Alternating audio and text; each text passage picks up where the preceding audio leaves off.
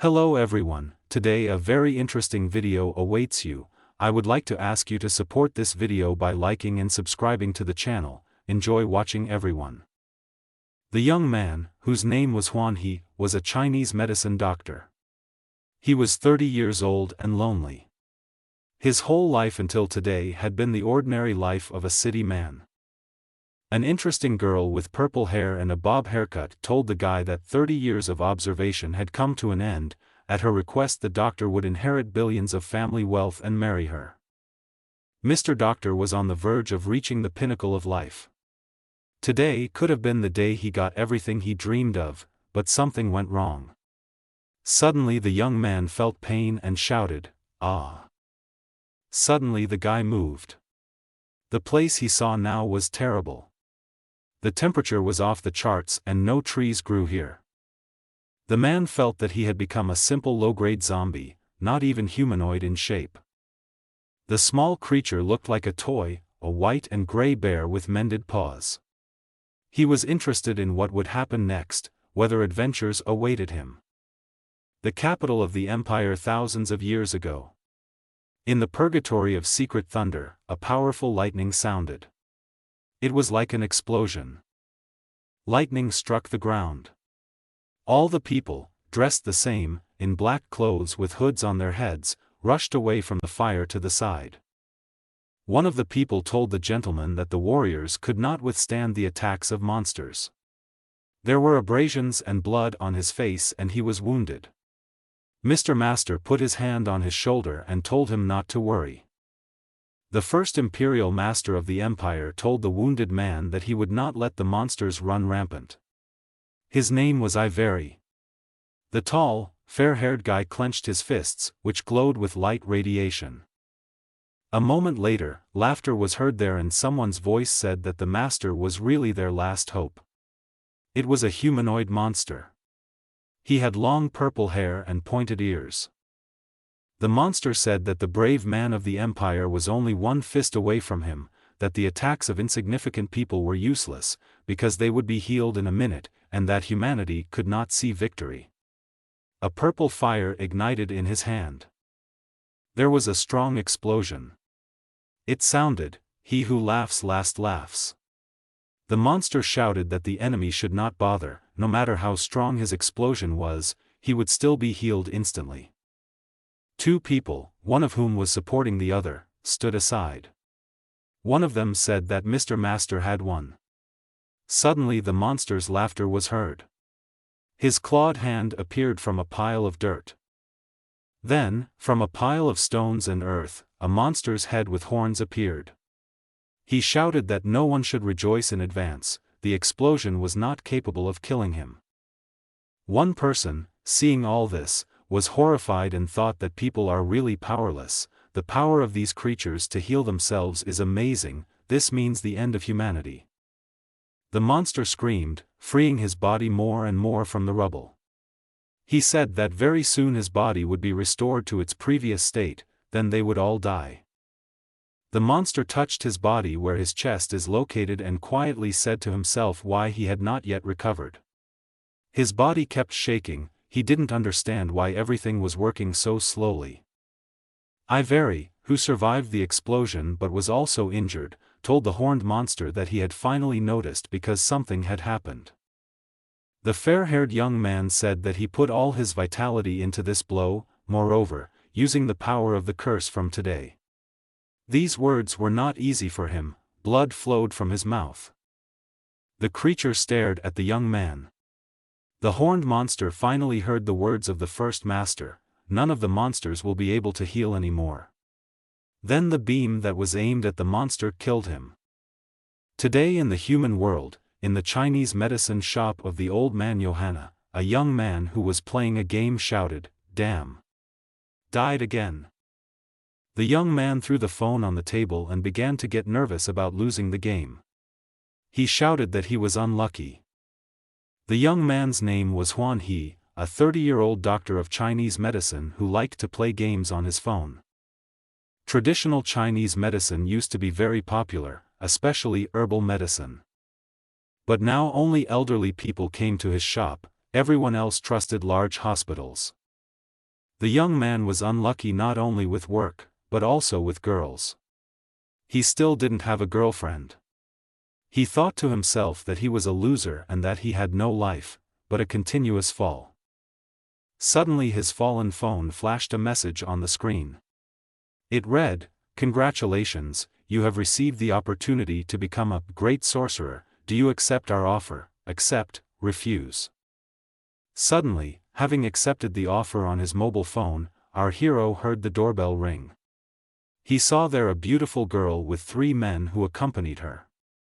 She asked if he was Huan He. This girl was the general director of the Zhenchan Utsane Corporation. Mr. Doctor replied that it was him. The girl bowed in an oriental salute and said that she was greeting the divine healer. The young man opened his mouth, not knowing what to say in response. The girl, without raising her eyes, continued that the gentleman was a legendary hereditary healer of ancient times, whose family sent him to the perfect world to comprehend healing. The beauty said that he had achieved perfection in the healing art and his family gave him an inheritance of 10 billion and allowed him to marry her. The young man did not believe in luck. The young man thought, the days of hardship and suffering are finally over, will luck really smile on him? The girl joyfully shouted that he was ready to return to the bosom of the family. The guy said that there was nothing to think about. Of course, he agreed. Such a fantastic proposal could only exist in short stories or fairy tales. The young man completely forgot about his phone. Suddenly the device began to glow blue. The voice on the phone said, "The player has chosen to become a great sorcerer by moving to another world through." The young man's face became distorted. He remembered that he agreed to this stupid offer to become a great sorcerer precisely when the guests rang the doorbell. The countdown began on the phone, 3, 2, 1. An inscription appeared on the screen that the game had started. There was a terrible explosion. The hero ended up in a level C underground city, a dungeon of despair. A young man, in knightly armor and a cloak, with a sword in his hand, killed many ghosts. This holy flame of death, steel lightning, helped him in his battle against evil spirits. After a while, surrounded by his friends, he told them that they were weaklings.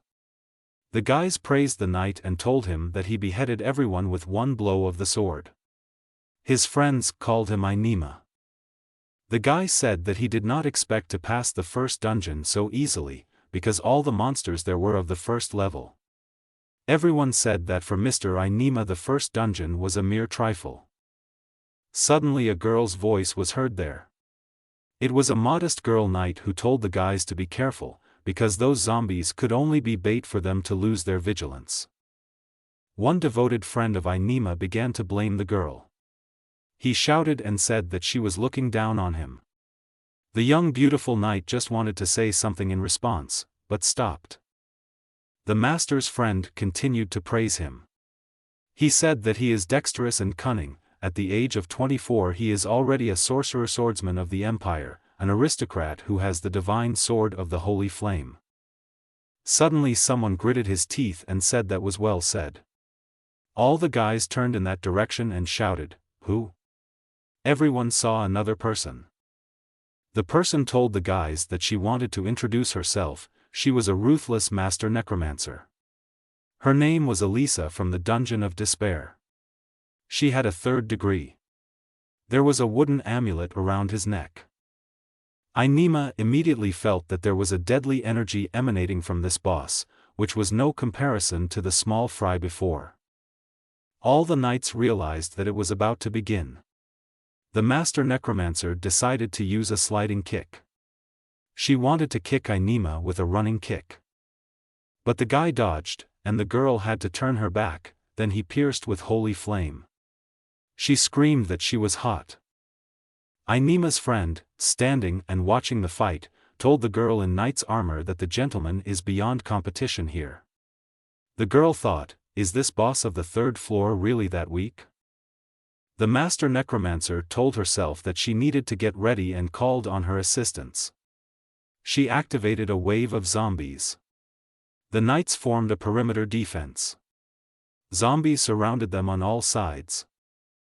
Elisa screamed menacingly, waving her finger, that stupid little people should drown in a wave of zombies. The sword sorcerer of the Ainima Empire said that the first-level zombies are insignificant, which he will destroy immediately. The young man, concentrating all the strength of the sword, struck. A sacred fire was formed, which destroyed all the trash in its path. The impact of the sacred flame was incinerating. The boss shouted, "How is this possible? She lost to this swordsman for the 6th time in a row. What will she tell the head of the city?" The master necromancer was in despair. Suddenly someone shouted, "Look, one zombie survived." A small haze covered the figure of a survivor under the sacred fire. Ainima shouted that this couldn't be happening, his sword was lethal to dead creatures. He was nervous and his face was covered with beads of sweat. The unknown scared everyone. When the haze cleared, people saw a survivor. It was a zombie, not even humanoid in shape, in the form of a toy bear. He shouted that he had moved to another world. This zombie was our hero, who moved into this world when he was going to marry a beauty and inherit 10 lemons in the previous world. It was all terrible for him. The zombie did not understand why he played this game. If not for this he would have had a bride and wealth. It seemed on the screen that until the player completed the main task, he would not be able to return back. The game gave 2 options. The first is to return to the original world, completing the main task, becoming the strongest wizard. The second is to die during the task and immediately return back. The girl knight and the boy who was Ainima's friend looked at the little zombie. She asked why this zombie was not moving. He told her not to worry, it was a small level 1 monster. The young beauty wondered why he survived. She said that the monster easily withstood Ainima's power. The guy said that it happened by accident, the gentleman would easily kill him. The young master said that this time he would not be defeated or miss. At the same time, he smiled evilly, because he knew that the monster was of a low level. The sword sorcerer of the empire himself was surprised that a zombie could resist the sacred sword. This time he decided to use it to its full potential. The little zombie stood up to his full height and screamed loudly for the man named Ainima to kill him quickly. Our hero Huan He, who was a zombie in this world, thought why he should struggle in this world and become a sorcerer if he can quickly return home. For this he just needs to be killed. Mr. Knight shouted at the little zombie, how could he be an insignificant monster and tease a great warrior? Ainima pulled out his sword and pointed it towards the enemy. The Empire swordsman walked closer to the zombie and shouted that he would just end it. The little monster told him, come on. A powerful blast of sacred flame occurred. A huge beam of light energy was directed at the small creature. Our hero suffered a powerful blow. Huan He thought that when he returned to his original world, he would inherit 10 million and marry a beautiful girl. But the little monster just fell. He didn't understand what happened, because he was supposed to die and move. The game said, since player Huan He possessed a dead creature, he is 99% immune to physical attacks. This zombie has the same immunity to all magical attacks. The merciless Elisa laughed. She shouted to the knights that this was the real power of the master of necromancers. The girl picked up the small creature in her arms. The zombie felt how pleasant Elisa smelled. People didn't know what to do. The girl knight said that these zombies are somehow abnormal, maybe we should retreat. The gentleman shouted to the girl knight to go away and not disturb him. He wanted to use his power fully today. Ainima raised his sword above his head with both hands and thought that he wanted to use the essence of the sacred flame, let everyone know what the consequences of offending the master are. The swordsman's friend said that the master's special ability had manifested itself, which he once used and knocked down a monster 10 levels higher than him. The girl said that this ability spends a lot of mana. The little creature was happy. He had seen this ability in the game earlier and thought that he would finally be killed soon. Elisa stood with the little zombie and waited for what would happen next. The girl looked confused, because she knew that the knight was planning a powerful blow. The daredevil shouted for the swordsman to kill him. The master necromancer was worried and said that the little zombie was voluntarily giving his life for her, so her summoning ability increased by itself. The knight of the empire said that he would show the monster what real hell is. A powerful flame formed around the master, who used the embodiment of the sacred flame. A circle of fire surrounded the figure of the little zombie. He shouted, experiencing feelings of joy that he was about to be no longer here, but in the original world. But it was all in vain. The creature experienced a decrease in its level by 3 levels. The monster screamed that the attack power was very low. Inema shouted that the little creature should not talk nonsense and it was not in full force. The second and third blow, on which the swordsman spent even more energy, took only 2.3 levels from the zombies. The knight struck blow after blow, but the result was minimal. Everyone was surprised by what was happening. Inema thought that he had to kill this little monster at all costs. It screamed why the warrior had stopped and for him to continue. The master shouted that receive the final blow of the true embodiment of the sacred flame. The little zombie prepared to attack, dreaming that he would finally return to his world. The swordsman swung his sword straight at the monster's head, wanting to cut it in half. Suddenly, an inscription appeared on the game monitor that the weapon's durability was 0, the weapon was destroyed. The Empire swordsman's great sword broke into several pieces, which fell to the ground with a roar. The zombie was very upset and thought that now was the time for this weapon to break down. The game issued a message that the player Juan he was attacked more than 1,000 times, thereby being awarded the secret title of Past Fire and Water. The effect of the title restored 100 hit points every minute. The zombie ran up to Inema and began tearfully asking him to kill him. Without weapons, with your own hands, beating him, crippling him with your fists, otherwise in a few minutes he will recover completely. The master swordsman of the empire looked at the monster carefully and thought that this was a real monster, and he did not have a sword or the strength to continue the battle, so he decided to just run away from here. The friends, looking at their friend Inema, who was stronger than all of them but ran away, decided to follow his example. One of those running away shouted that when the master recovered, he would kill them. The little zombie wanted to run after them. He shouted why they were running away, because they had not killed him yet. Elisa wiped something wet that got into her eye with her hand and shouted that she still wanted to fight. The little creature shouted why all the knights were so weak that they couldn't even take down a small first-level monster like him. The master necromancer looked at the zombie and did not understand why he was not happy. Mishka began to shake her, saying that it was she who called him here and that she needed to bring him back. She said, why is he shaking her? Elisa got nervous and started screaming that he was the strongest zombie she had ever summoned and he should help her punish the adventurers, so she couldn't let him go. The little monster said, if this is how it will find a way to kill itself.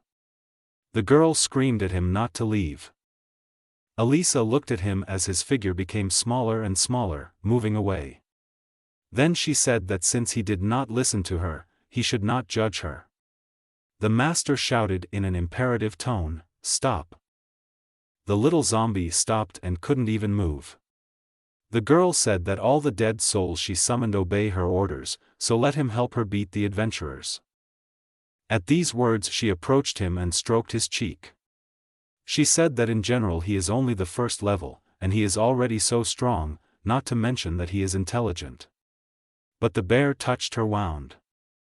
The master screamed in pain, the sword of the sacred flame caused her a lot of harm, and blood appeared on her hand from the wound. But since the girl's wound was inflicted with a sword, and the monsters lost the gift of healing a long time ago, this wound can be gotten rid of 20 years later. The creature said that we could still try to help her heal. He remembered, because in a past life he was a doctor. The little guy crossed his arms, saying that he was the divine healer Huan He. Elisa took off her cloak, and after a few moments she felt that the feeling of pain suddenly disappeared. The young man strained all his healing abilities to heal the girl. The small creature took the master's hand and began to examine it. It said that stopping the fighting is only the first step, and the next one is much more important. The zombie had to cut off the burnt flesh and skin on his arm, let out the blood corroded by the poison of the sacred flame, and then apply medicine to the wound and bandage it. Elisa said that she really felt better. Then the little monster said that he could make another decoction of medicinal herbs, and after 10 days she would completely recover. The girl asked that he really was the monster she had summoned, because before that, only garbage had been summoned. The little zombie sighed and said that of course he was the one she had summoned. He thought that he shouldn't tell the master that he was a loser. He said that her ability simply increased so much that she was able to call him. Mishka offered to give her a massage. Then the small creature approached the girl from behind and began to massage her. The master fell to her knees. She didn't understand how this was possible. It was as if an electric current was passing through her body. But these were only the touches of a small creature on her shoulders. Her whole body became light. After massaging the little monster, the boss of the third floor seemed to be fluttering. The young man thought that the Huan family's bone-setting massage was not something everyone could bear. Besides, what the zombie did to the girl was to inject her into the point responsible for sleep, and she fell asleep.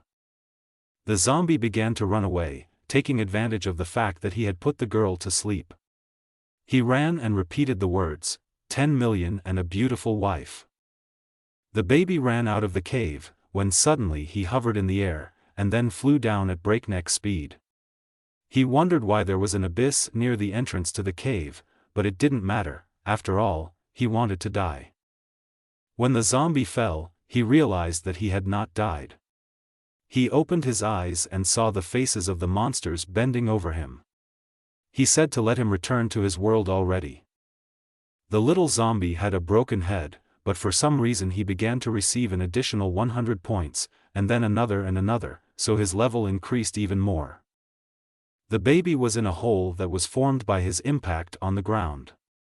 He shouted to the monsters to attack him quickly. But the three figures did not move. The newcomer thought that the master was right when she said that all previous zombies were like useless trash. They turned their backs to the bear and began to leave. Then the bear decided that he needed to beat himself. He wondered what ability he could use to beat himself. To his surprise, the monster discovered that he had many abilities. The game revealed that player Huanhe's body is special. It has all the abilities of the game world. The creature began to think, because this is the body of a toy bear, where does it get so many different bonuses from?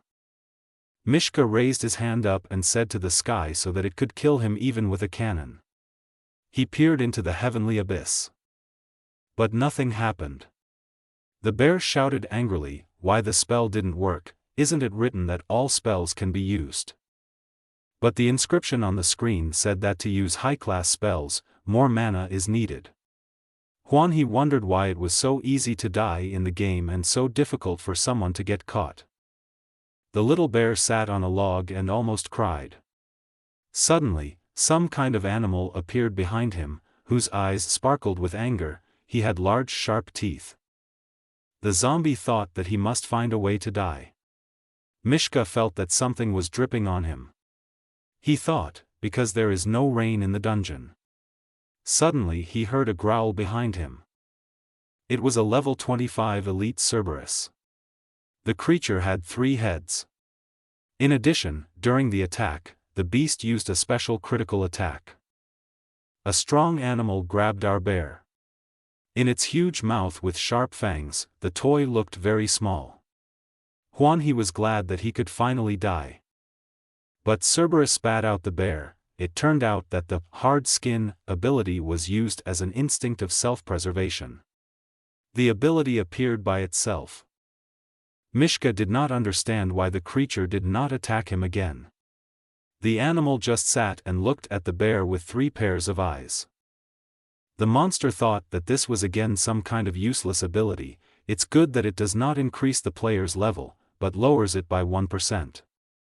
Cerberus became angry and stomped his front paw on the ground. This led to the formation of cracks in the ground, from which hot lava sprayed out. The bear's body was thrown up and spun in a whirlwind. The tornado that the animal raised spun the bear's body like a feather. This was an excellent Cerberus hellfire, which not only gives the ability to control the enemy, but also deals massive damage. The little creature shouted to the beast, "Master Dog, the temperature is not high enough yet, let's make it even hotter."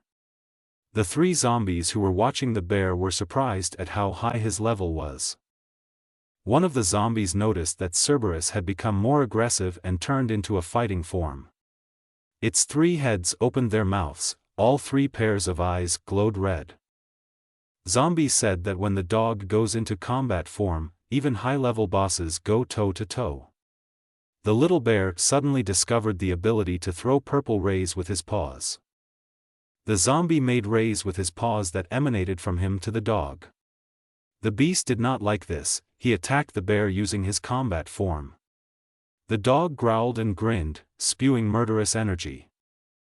The little bear thought that Cerberus was especially good in combat form and knocked out all his 7 lives in one blow.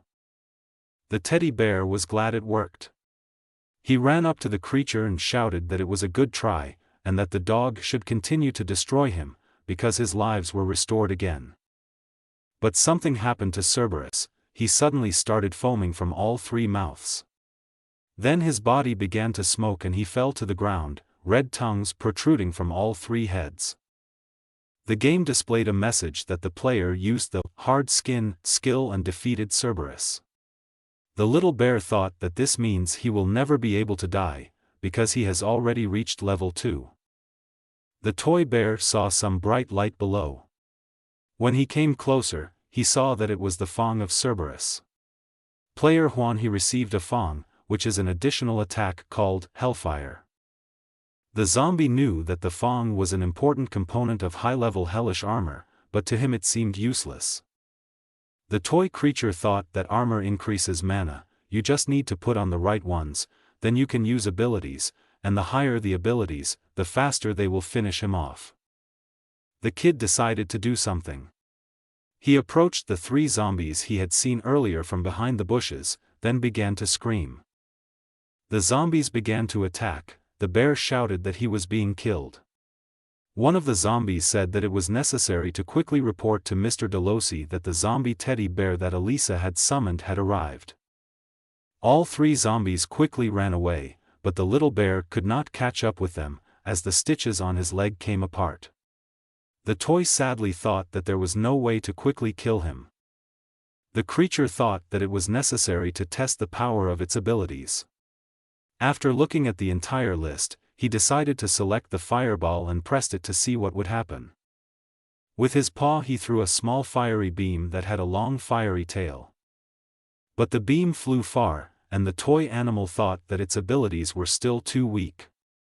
The zombie became sad, bowing his head, tears flowing from his eyes. Suddenly he heard a loud noise and saw a huge fireball flying straight at him. The monster thought that his fireball was not that big. There was a strong explosion. The player noticed that from all this he again lost half of his hit points. The little creature was wondering if it was possible to finally finish him off. Suddenly an almost naked girl appeared and simply fell onto the bear from the sky. She took the bear and hugged it to her. He thought that things like this happen all the time here in this world. The girl had demonic lights in her eyes. She kissed the bear right on the lips. But it was not a kiss, but a bite. The devil was still with small horns, a tail and pointed ears. The little zombie screamed that he had been bitten by a succubus. It was Mrs. Doroti, who from the Dungeon of Despair was the boss of the 5th floor and was a level 41 succubus.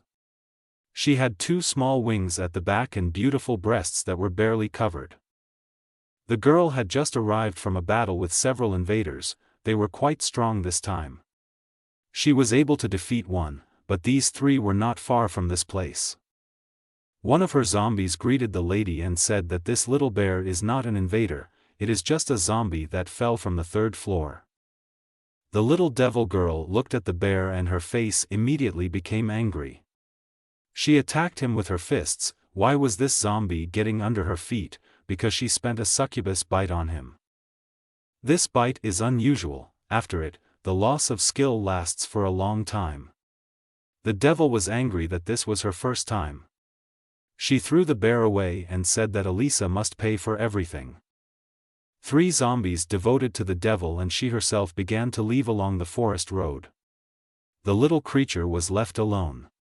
It wondered how they would leave now without killing him. Mishka shouted to them to wait for him. The devil turned around and was surprised to see that the bear was alive. She said, how is it possible? After her attack he should have slept forever. He said he couldn't grasp the full appeal of her. Dorothy thought that the insignificant zombie made her spend so much effort, and also claims that she is not very attractive. She wanted to take revenge on the toy zombie for everything.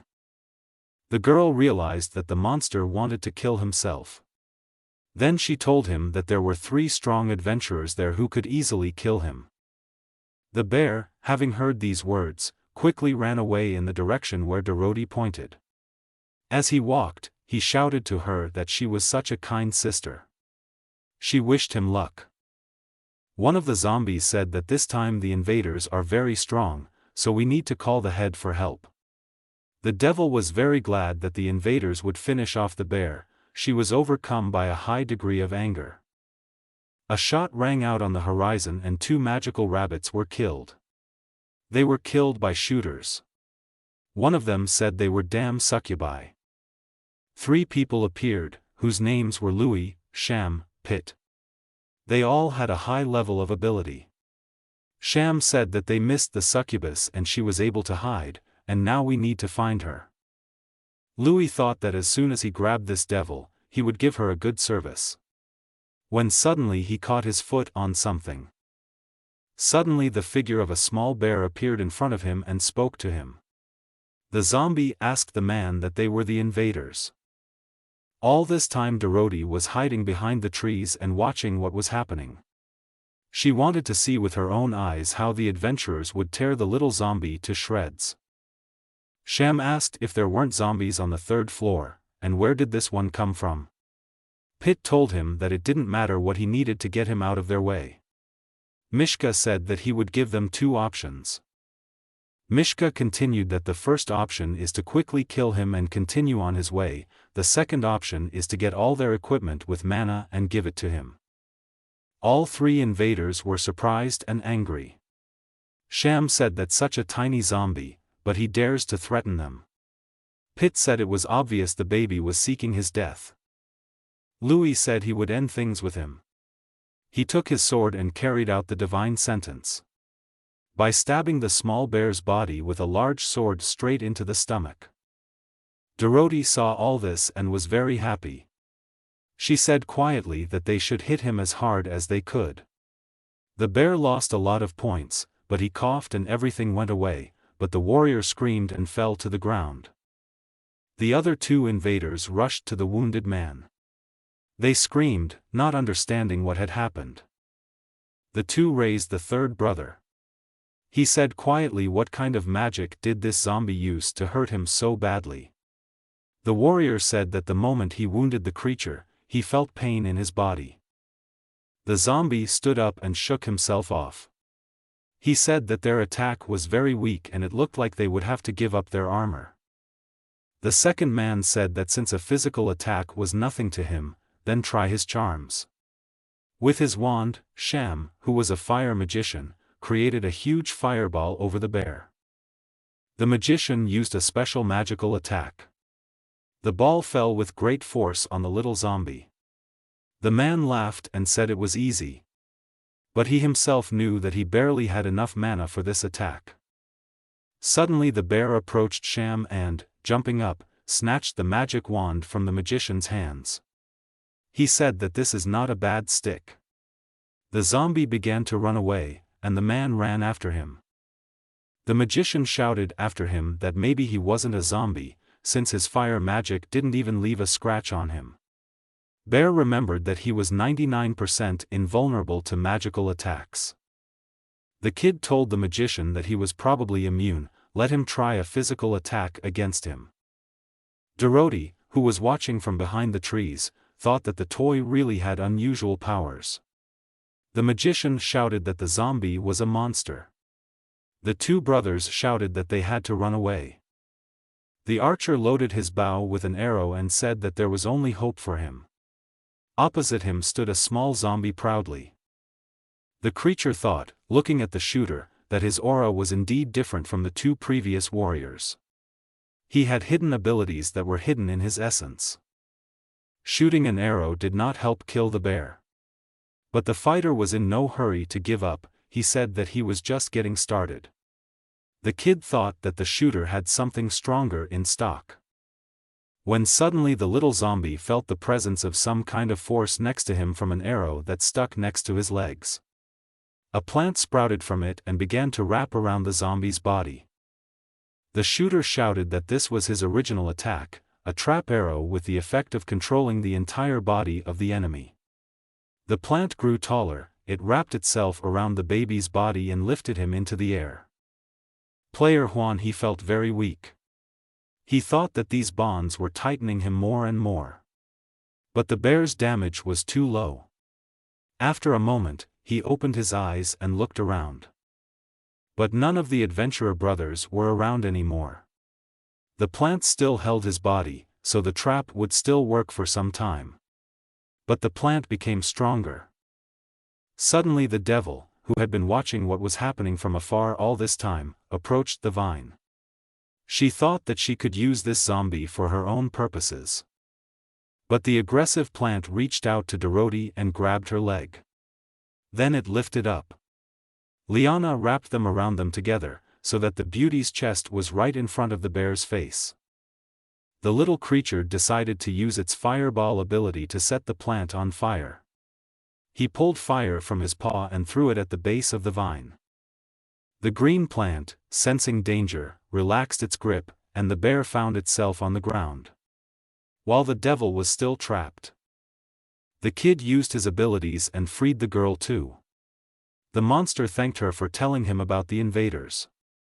He added that the bad thing was that they couldn't kill him. The devil thought, who knew that the adventurers wouldn't be able to kill him? There were wounds on her body that were bleeding. The zombie said that she was injured. The girl said that these were just scratches and they would go away in a few decades. Mishka said how terrible it is, it takes so long. He wanted to help her. But there was poison in the wounds that had to be extracted. The little creature decided to suck it out of the wounds on its own. This was not a pleasant procedure for Dorothy, but Juan he, as a young man, did it with great pleasure, since the wound sites were interesting. Then the healer applied ointment to the wounds, they quickly began to heal before our eyes. The girl said that all monsters are cursed, they cannot use magic or herbs in this world to heal. Dorothy asked how he did it. The kid replied that these herbs were not from this world at all, and maybe the spell had weakened. The devil rushed to hug and thank him. The girl thought that this zombie was not only strong, but could also heal. Toy thought that since the adventurers were very weak and could not kill him, maybe then the monsters could kill him. The master asked why the baby always wanted to die. Mishka replied that she couldn't understand what 10 billion and a beautiful CEO were. The devil thought that this zombie had gone completely crazy. The girl said that the head of the dungeon is very strong and can kill him, but before that you must help me kill all the adventurers, and if they are stronger, they will kill you. Just when the devil thought that she had succeeded and got this capable zombie, suddenly there was a cry, "Wait!" It was the necromancer Elisa. She approached and shouted, "A crowd of dead people." Her cloak was developing, she was so determined. The boss of the third floor of the dungeon screamed how Dorothy dared to be captured by zombies. The master used her kick, a undead kick. Her boot hit the devil right on the head. But Dorothy was not at a loss, she grabbed the master's leg and pushed it to the ground, so that it fell. The little zombie wondered why he became the head of the third floor. Elisa said she almost won. The master necromancer approached the bear and began to hug him, calling him her 132nd summoned zombie. The devil snatched the small toy from Elisa's hands and said that despite the fact that she had called him, she had made a new deal with Dorothy, so he would now be with her.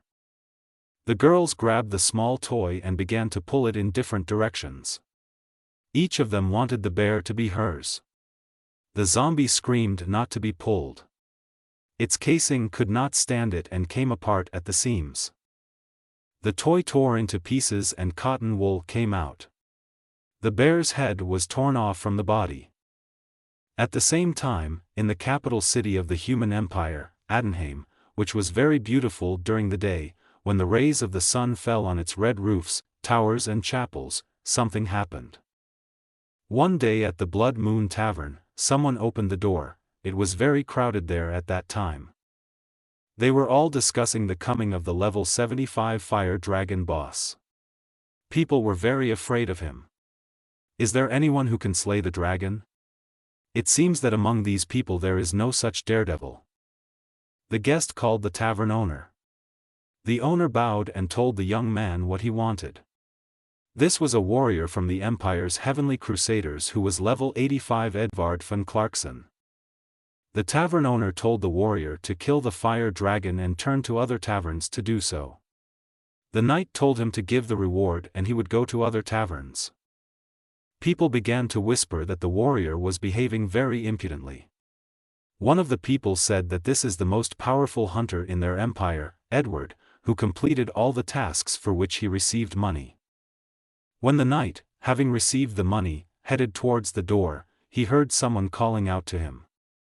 It was Inema, who was shaking all over with fear and told the knight that the monster was very scary. The girl knight was also there. She saw Edward and, recognizing him, greeted him. The girl began to tell the tall gentleman what happened to them in the dungeon.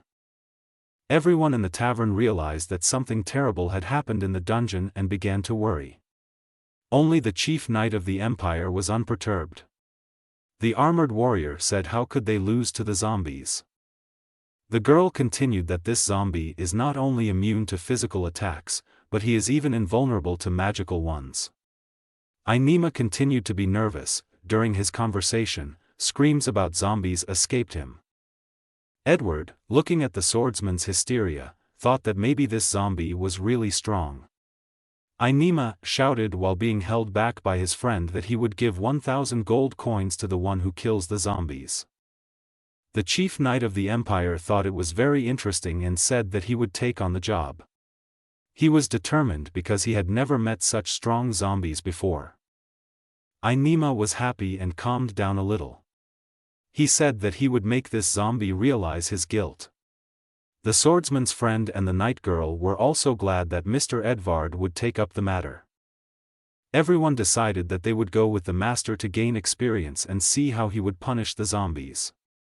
They knew that the warrior was the one who had fought in battle with the demon queen herself.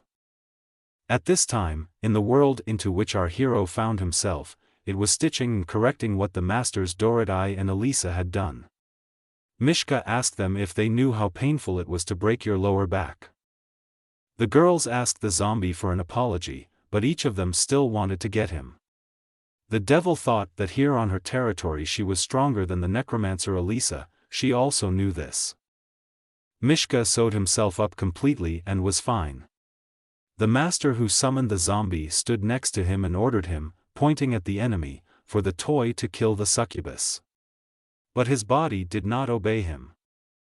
The little creature flew and directly grabbed Dorothy at waist level, so that his head pressed against the beauty's chest.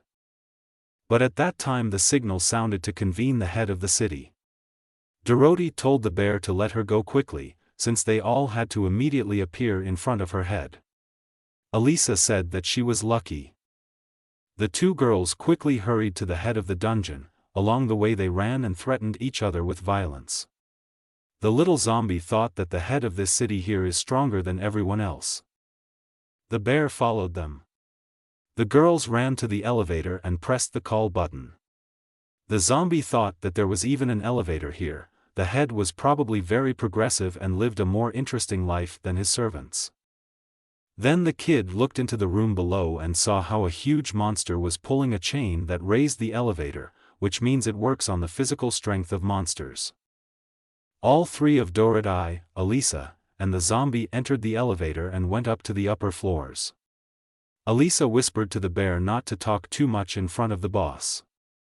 The kid said that he is so scary this chapter. The girl replied that their boss was level 65 and had immeasurable strength.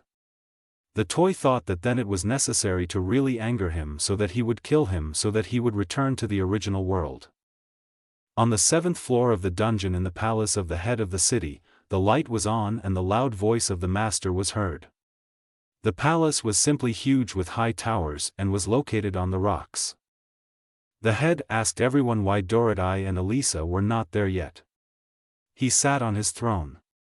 It was a minotaur who was level 65, he had large steep horns on his head and a beard braided into a braid. Everyone present said that the 3rd and 5th floors were probably attacked by adventurers. One of the guests said that maybe it was time for the head to think about a replacement, and he, the Bone Knight, agreed to become the boss. But at that moment the door opened and 2 masters appeared on the threshold, looking out. They asked forgiveness for being late, but were afraid of the master's anger. The head told them that Dorodai and Elisa should quickly go to their places, because he had something to tell them. At the same time, his eyes flashed bright red. The little zombie saw what kind of gentleman he really was. The kid walked into the middle and said, "Special armor enchantments, start." Everyone present turned to look at him. Their faces were distorted in horror. Suddenly the head was attacked by meteorite fire right on his throne. The gentleman received a strong blow, but ducked to the side. Everyone shouted what was happening. When the smoke cleared, everyone saw that the head's right steep horn was broken. He roared, "Who dared?" His eyes burned with hatred. A piece of the horn lay on the floor. The head pointed to the bear. Dorodai was scared so that the head would not think that it was her doing. And Elisa grabbed the bear in her arms and stood trembling with fear. She told her zombie that he was completely crazy. Dorodai dared and quietly told the head that this zombie was summoned by Elisa and he had problems with his head. The head said that's enough. The master necromancer was sitting on her knees on the floor, holding the baby. The head reached out and took the small toy with his powerful hand. He said, squeezing it in his fist, that he didn't seem to be a timid person. The fist clenched the zombie's body tighter and tighter. The head was seriously angry. He waved his other hand at the baby and said, "Then don't blame me." 2 girls shouted that the baby was finished.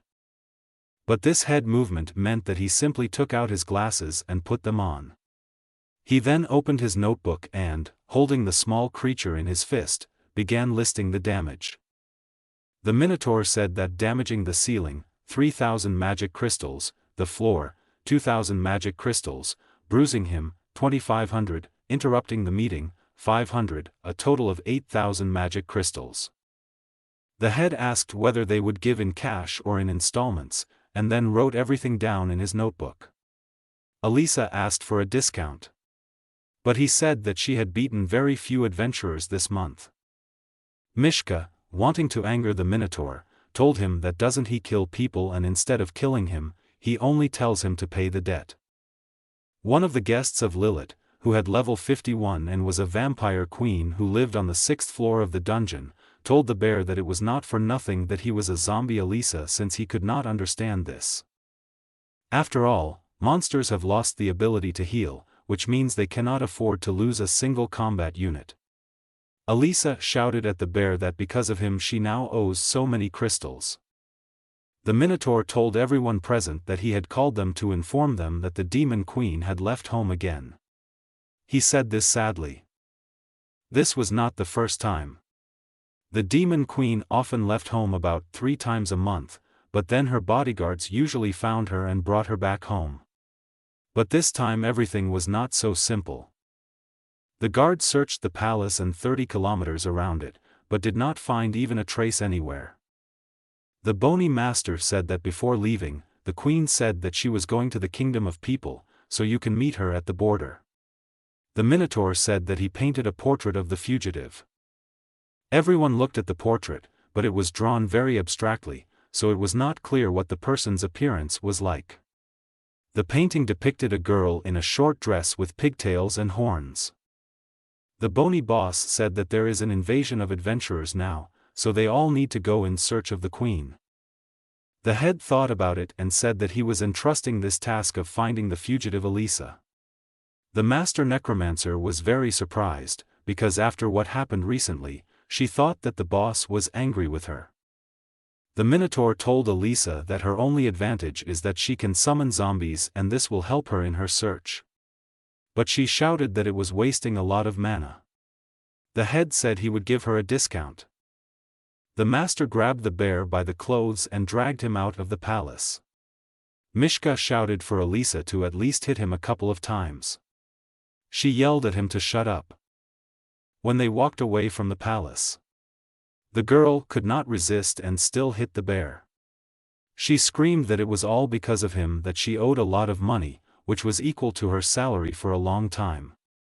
Suddenly, out of nowhere, the devil appeared and, hugging the bear, told Elisa that she could only scold her subordinates, and this was simply disgusting. She invited the bear to stay with him. Suddenly the master, who summoned the zombie and could control it, ordered him to attack Dorodai. And the bear, without meaning to, raised his paw, directing a fiery ray at the devil, which burned her hair. The devil stepped back and thought that time would pass when the bear would become hers. Mishka had to follow Elisa, since she completely controlled him. Suddenly there was a whiff of cold. Elisa is immersed in a world where she is the boss. The master controlling the zombies showed them a portrait of the queen and ordered them all to look for her and bring her to her. Mishka thought that these zombies looked like people. The master said, turning to 132, that he should also look for the demon queen. All the zombies and the bear went with them on a search.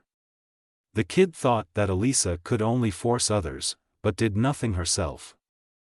The little toy also felt like these zombies were watching him, so he had to do something.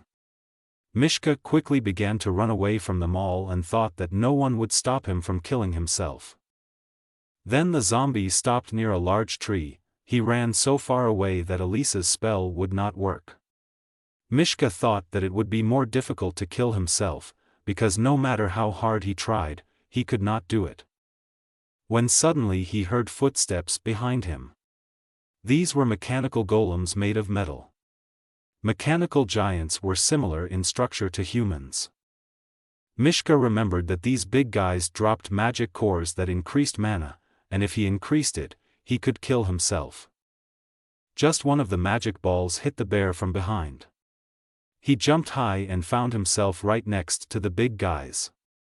The zombie said that the golems had just attacked him, but they were also taking damage. But it turned out that there was nothing wrong with the bear. Its level did not decrease. The game revealed that the hard skin ability is not capable of causing damage to non-living creatures. The kid then decided to join the fight. The small creature shouted to the golems that they should attack the poor level 2 zombie on the sly. Shame on them. He ranted so loudly that the girl knight, who was walking there with the soldiers, heard it. The girl said that she just heard something strange. Aineema's friend asked her if she was not very tense, maybe she imagined it. Edward asked the warriors how they lost to one single zombie, that he was really so strong. Aineema began to lie that it was a big zombie, 3 meters tall. Edward said that since it was so huge, it changes things. The swordsman said that if he defeats the monster, he will not only reward him, but his parents will help him receive the title of knight. Suddenly, a noise was heard in the forest in front of the warriors and figures of mechanical golems appeared. The warriors screamed. The growth of the giants was enormous. Edward took out his sword and said that it was already on fire. The golems immediately began to attack. They threw cannonballs at the warrior. And the crusader, skillfully wielding a sword, began to cut with it in all directions. The winner had 2 red cannonballs in his hand. The girl knight said that the warrior cut 30 level golems with 1 blow. Her friend said that they were not afraid of anything with the gentleman. The girl said why the golems were in such a panic, had they really met powerful evil spirits. Inema's friend said that who cares, Mr. Edvard will defeat everyone. Suddenly there was a noise. It was a small creature. It shouted that it was the final attack and threw a fireball. The game showed that the player Juan he had reached the 3rd level. Mishka was glad that he had finally obtained 1 magic core. The kid looked at what was added, very little mana. But I thought that thanks for that. One person was watching everything. She sat on a large rock and said how he was able to kill a mechanical zombie. The girl had long purple hair and large horns on her head. She said that this was the first time she had seen such an interesting zombie. Mishka thought what kind of child he was. The girl looked after the retreating zombie and thought that he did not recognize her. She asked him, having caught up, why he was killing mechanical zombies. Mishka replied that he needed to increase his mana. The girl pestered him and asked, since he's just a zombie, why does he need mana? The kid replied that she didn't need to know that. But as soon as she said this, 1 mechanical golem with a core appeared behind her. Mishka was scared for the girl, as a mechanical zombie attacked her with a cannonball. The small creature threw itself under the cannonball and saved her. But as a result of this, he was injured and fell to the ground. The girl ran up to him and took him in her arms. She asked if he was okay. The small creature rose from the ground and stood in front of her figure. The kid told the girl to hide behind him. 2 mechanical zombies were approaching them and running very quickly. Mishka stood in their way and said that this matter concerned only him. The girl was shocked that the little zombie wanted to sacrifice his life for her, because this is a feeling of security. 1 hour later, the small creature was in front of a pile of mechanical zombie remains. The bear shouted that he had finally defeated them all. The girl took the toy in her arms and said that he defended it so valiantly that she wanted to do him a favor. She placed it in front of her and cast a magic blood spell. Mishka was stunned when he found out that the spell that the girl cast on him increased his life and now he will never die. She was very happy and wanted to meet him. The girl said her name was Edith. It was a demon queen who was level 99. The demon lord said that it was the first time in her life that she had been protected by someone and it was quite interesting. She said that just increasing his hit points was not enough. Then the demon queen decided to give the baby another purple core and said that it could save his life, so it should be used when there is a terrible danger. Then she left. The bear was very angry because now he could not die at all. He looked at the drawing of the demon queen's portrait and said what a fool drew it. Then he decided to run after the bishop. The kid screamed that he didn't need a life-saving object, he just needed to kill him. He was running so fast when he suddenly ran into someone and hit him. It was the master who summoned him. Elisa shouted at him, "Didn't I order you to look for the demon queen, why are you slacking off?" The toy screamed that it was not cooling down. Bear said that he had just met the queen, and she ran away towards the human empire. The girl shouted that they could not go there, since they did not have the permission of the head to leave the dungeon. Suddenly there was a loud noise from the sky. This is a large flock of bats, but in reality they were vampires in the form of birds. The master necromancer looked up and saw them. It was a vampire signal. Elisa quickly grabbed the bear by the paw and ran back. The creature was bouncing on the bumps. It screamed that don't they need to hiccup the queen, why go back? Elisa explained that the vampire signal only sounds in emergency situations. This means that they are all in danger. At this time, something was happening on the 6th floor of the Dungeon of Despair. The bony master had already been killed and was lying in a pool of blood. And in front of the vampire queen there was a blow from a sword that she barely jumped back. Knight Edvard told the vampire that they are all so weak. The warrior, standing, stuck his sword right next to the boss of the 6th floor. Behind them stood a girl knight and her friend. They said to each other that Edvard is a very strong warrior, with whom you can easily go through the dungeon. Still, the knight thought about it and remembered that the mechanical golems reacted to a monster of the level of the demon queen. At this time, Ainima was constantly looking around and looking for someone. The swordsman said that during all this time they never met the boss of the 3rd floor and that terrible zombie, so maybe they had already escaped. The gentleman's friend told him not to worry, as Edvard would finish them all off. The vampire queen said that they were rejoicing early since she had already started the vampire signal. The vampire was on her knees, but her eyes glowed in the darkness. She said that the entire Dungeon of Despair is now coming here to fight against them.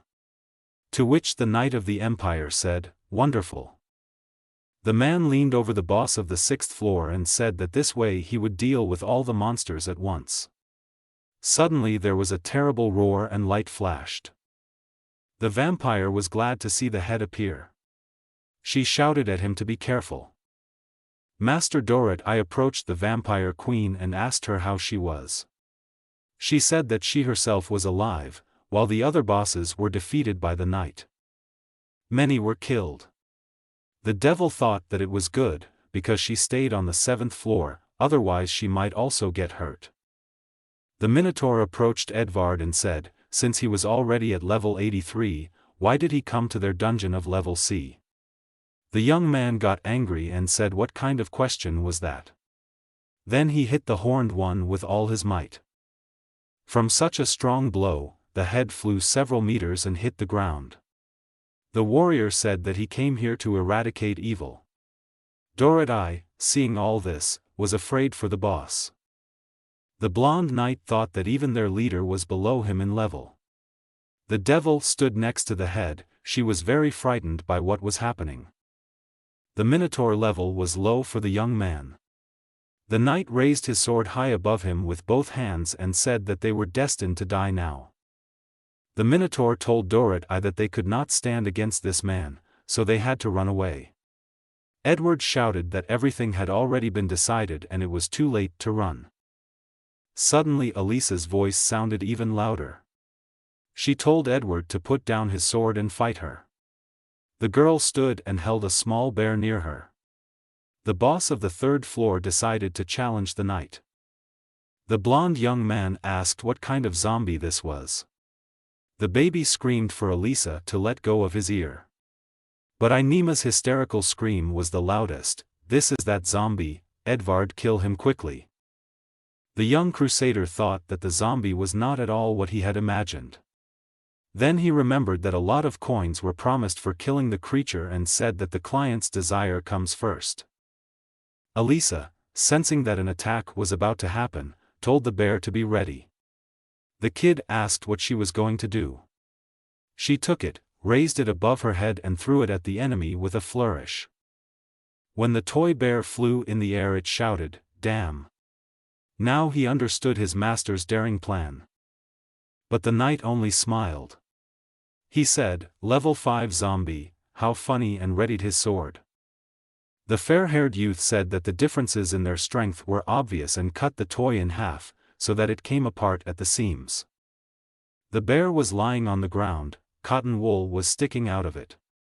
Edward asked the warriors, pointing to the debris left by the monster, how they could lose to this zombie. Aineema shouted that he was strong that time. The fair-haired young man thought what untalented guys were and the future of the empire depended on these gentlemen. Elisa didn't fully understand how this happened, because the bear was always so tenacious. The devil flew up to her and said how could she do this to a zombie. The master said that she called him, which means she could do whatever she wanted. The Minotaur shouted at his subordinates that now was not the time to swear. The head told the girls to run away. The Minotaur had one opportunity. He clenched his fist and his modification took place. His body began to change before his eyes. Edward watched his opponent's body grow tall and large. The head became broad-shouldered and strong, like an ancient atlas. He changed and now had an athletic body. The modification improved his level. The girls Dorothea and Elisa rushed to run away. The knight smiled and said that the insignificant monster was going to sacrifice himself for the sake of others. How touching it was, it even became more interesting. The young man decided that for such an occasion he would use all his strength. He decided to give the Minotaur such an honor. His all abilities were revealed, the blessing of luck, speed, strength, protection, rage. The Minotaur, hearing all this, became sadder. He knew what this meant for him. The girl bosses were still here, they heard it all too.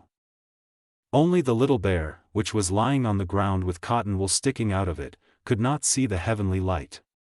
A bright light flowed from the blessing of the Magnificent Seven. People shouted that this ability could be obtained by defeating a city leader-level monster. The Magnificent Seven signified the attack power of the seven bosses. At this moment, Edward had two wings appearing behind him. The Minotaur fell to his knees and said that he was no match for Edvard. To which the young man said that he finally understood the difference in their strengths.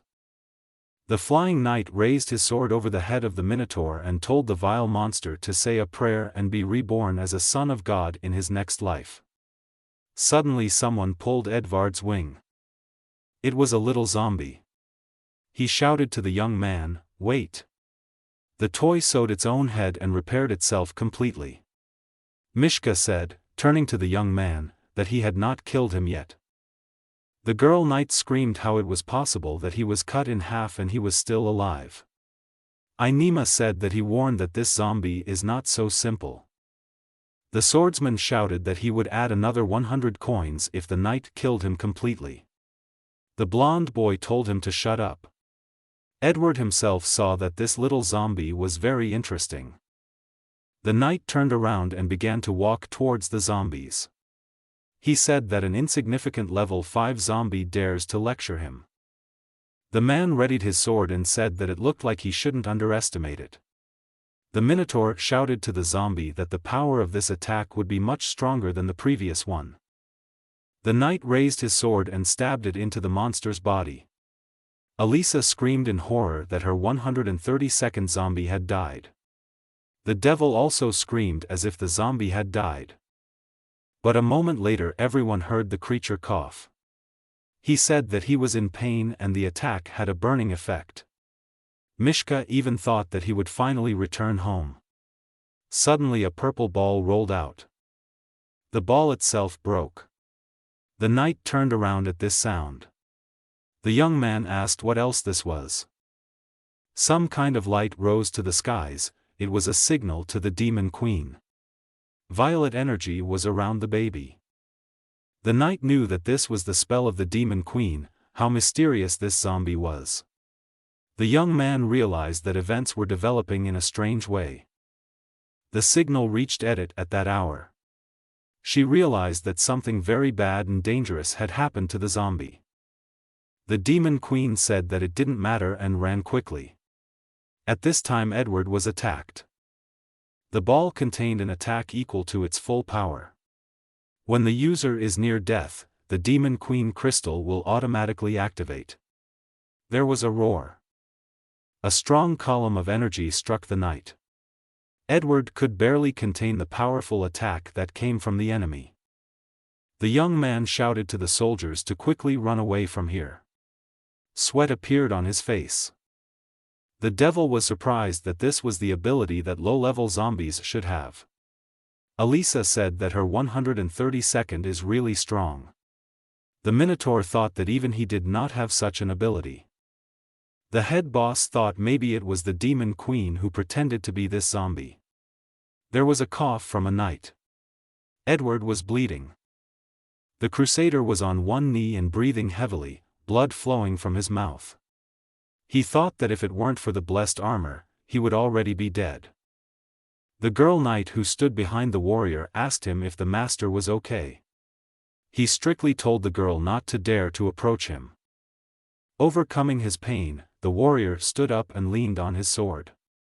He told the girl that he underestimated this zombie and is now completely unable to fight, so they need to run away from here quickly. But then the boss of the third floor stood up and said that now they were not so impudent and it was too late to run away. The zombie master dipped her hand into the liquid in front of her and summoned all the zombies. She said, "Wave of dead souls." A moment later, a crowd of undead stood in front of the people and slowly began to attack the people. Elisa said that they are only now realizing how cool she is. The devil said that she had found something to be proud of. Edward, seeing all this, stood up to his full height and said, "Almighty God, grant me strength." He swung his sword towards the wave of zombies and they were all incinerated in the holy fire. The warriors were able to escape. Having escaped from the dungeon, the three friends were free. Inema said they almost died. His friend said it was good that the gentleman helped them. The girl was worried about Edward. Inema said that Mr. Warrior is just a hired worker, since he failed, then he is worthless. The friend said that Inema was right, so we need to go back to the city and find someone stronger. Edward said quietly that he gave the guys one last chance to escape. He was happy for them. But someone interrupted him, saying that he was so naive. Dorrit, I said that instead of saving himself, the knight helped the group escape. The young man said that such insignificant creatures as they could understand about nobility. The warrior straightened up and said that the meaning of a knight's life is to protect the weak, and he was too arrogant and underestimated the enemy. The guy proudly said that his name was Edward von Clarkson. The knight straightened up with the last of his strength and raised his sword towards the Minotaur. He said that he promised to kill him even at the cost of his own life. The head realized that this was a very strong oath. The young man prayed and said that God would give his body the most powerful strength. Dorrit, I covered her face. The Minotaur said that this is the very last attack in life, all the knight's strength will be in the sword. Edward rushed forward and said that he would put an end to this. The head shouted. Suddenly someone's paw was in the way of a warrior with a sword. The daredevil's sword missed the small bear, as the swing was designed to hit the tall Minotaur. The kid shouted why. From severe stress from everything that had happened, the little toy fell to the floor and fell fast asleep. The bear was very tired. Edward said he used this move to evade. The knight collapsed to the floor from powerlessness, as he transferred all his strength to the sword. As he fell, he said, "It's not for nothing that you are, the queen of demons." The devil screamed, "Will the knight die?" because his attack did not reach the enemy. The leader said that the question was what should they do with the rank 83 adventurer. The young man was still lying motionless on the ground. Elisa asked the boss if they caught a rank 83 adventurer, will there be a bonus this month? The Minotaur said absolutely. The devil said that sometimes she envies this idiot. The Minotaur said that he knew what to do. He decided to give the man to the master necromancer and the boss of the zombies.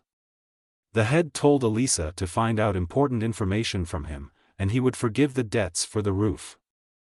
The master thought how she could deal with the knight if she herself was only level 35. The devil thought that it was good that she was stupid and, the boss of the third floor, could be easily deceived. Elisa remembered that she wanted to report something else to her boss. She told the Minotaur that according to 132, the demon queen had almost reached the human empire. The head shouted like this. The Minotaur thought that if the demon queen were nearby, she could feel the true essence. Then the head gave the order that it was urgent to find the fugitive within a week. The giant already doubted, after all these events, whether he would remain the head. The devil rushed to calm him down, saying that he was too pessimistic. He said she was too careless. The leader said that he had been in charge of the dungeon for several centuries and increased its size, but these adventurers defeated all the monsters. The Minotaur realized that it would be difficult to recover. The devil said that she knows a way to fix everything if they give her the 132nd zombie. Dorothy took the bear in her arms and hugged him. The master necromancer, seeing this, screamed for her toy to be given back to her. The devil told the Minotaur that the zombie can heal. The head shouted that he had not seen a creature that could heal the wounds of demons for thousands of years. The beast ordered that they wake him up quickly. At that moment the bear opened his eyes and asked whether he had already died. Dorothy said that he did not die, but took on such a terrifying form that everyone got scared and ran away. The zombie sat down and started crying and screaming why he couldn't die. The program displayed a warning on the monitor that the player had successfully activated the Demon Queen crystal and turned into it. The Minotaur, looking at the toy, asked the devil whether he really could heal demons. Mishka was nervous about why he was given this transformation ability. The head asked him about healing demons. The main boss showed the bear the demons who were helplessly lying wounded on the ground. The Minotaur said that the adventurers had beaten everyone in the Dungeon of Despair, and that he would help them all survive. Mishka said with pride that he could help. But then he thought and added that he had one condition: they must give him the knight Edvard, who was lying tied up on the ground. The kid thought that he could take away his armor, and maybe when he woke up, he could ask the young man to kill him again. The small creature walked towards the wounded. It examined their wounds and said that the wounds were not light. The head said that all the monsters were stabbed or burned, and if they are not saved they will die. The kid asked for paper and pen and began to write the recipe. He gave it to the head and said that this is a medicine that will help heal stab wounds and burns. If it is available, then they will all recover. Mishka confidently said that all his instructions must be followed. The main boss looked at the toy and thought that the zombie had changed a lot lately. Then the creature looked at the young man. The kid wanted to get all the knight's armor. He put on them, reducing them in size. When he finished collecting equipment, his level did not change. The toy, not understanding, looked at its level. Mishka said why strong armor did not change him. Master Elisa laughed and said how he didn't understand why. The girl came closer to the toy and said, because if his level is too low, it doesn't matter what kind of armor he puts on. The little creature became nervous. The toy thought that tomorrow he would ask the warrior to kill him again. Then the bear looked at the body of a man without armor and said that this guy suddenly turned out to be a girl. She was still sleeping. In her dream, the girl saw a city at night, and how some monster was throwing fireballs at her and setting people's houses on fire. It was a huge beast, whose figure was similar to that of a human, but its powerful hands had 3 fingers. His next attack wounded the girl and forced her to flee and hide. There was another survivor in the house where the girl hid. The monster screamed, attacking them to join their brothers. The girl covered herself with her hands. In the dungeon, a young man, who turned out to be a girl, was chained by his hands and feet. She finally woke up after her nightmare. The last words from the vision were, "Die monsters." Mishka stood in front of the crucified girl and said that she had finally woken up. He was not in armor and told the captive that she had been sleeping for 3 days and he thought that he would never wake up. The girl, seeing how she looked, screamed why she was like that. Mishka said that she doesn't have a bad figure.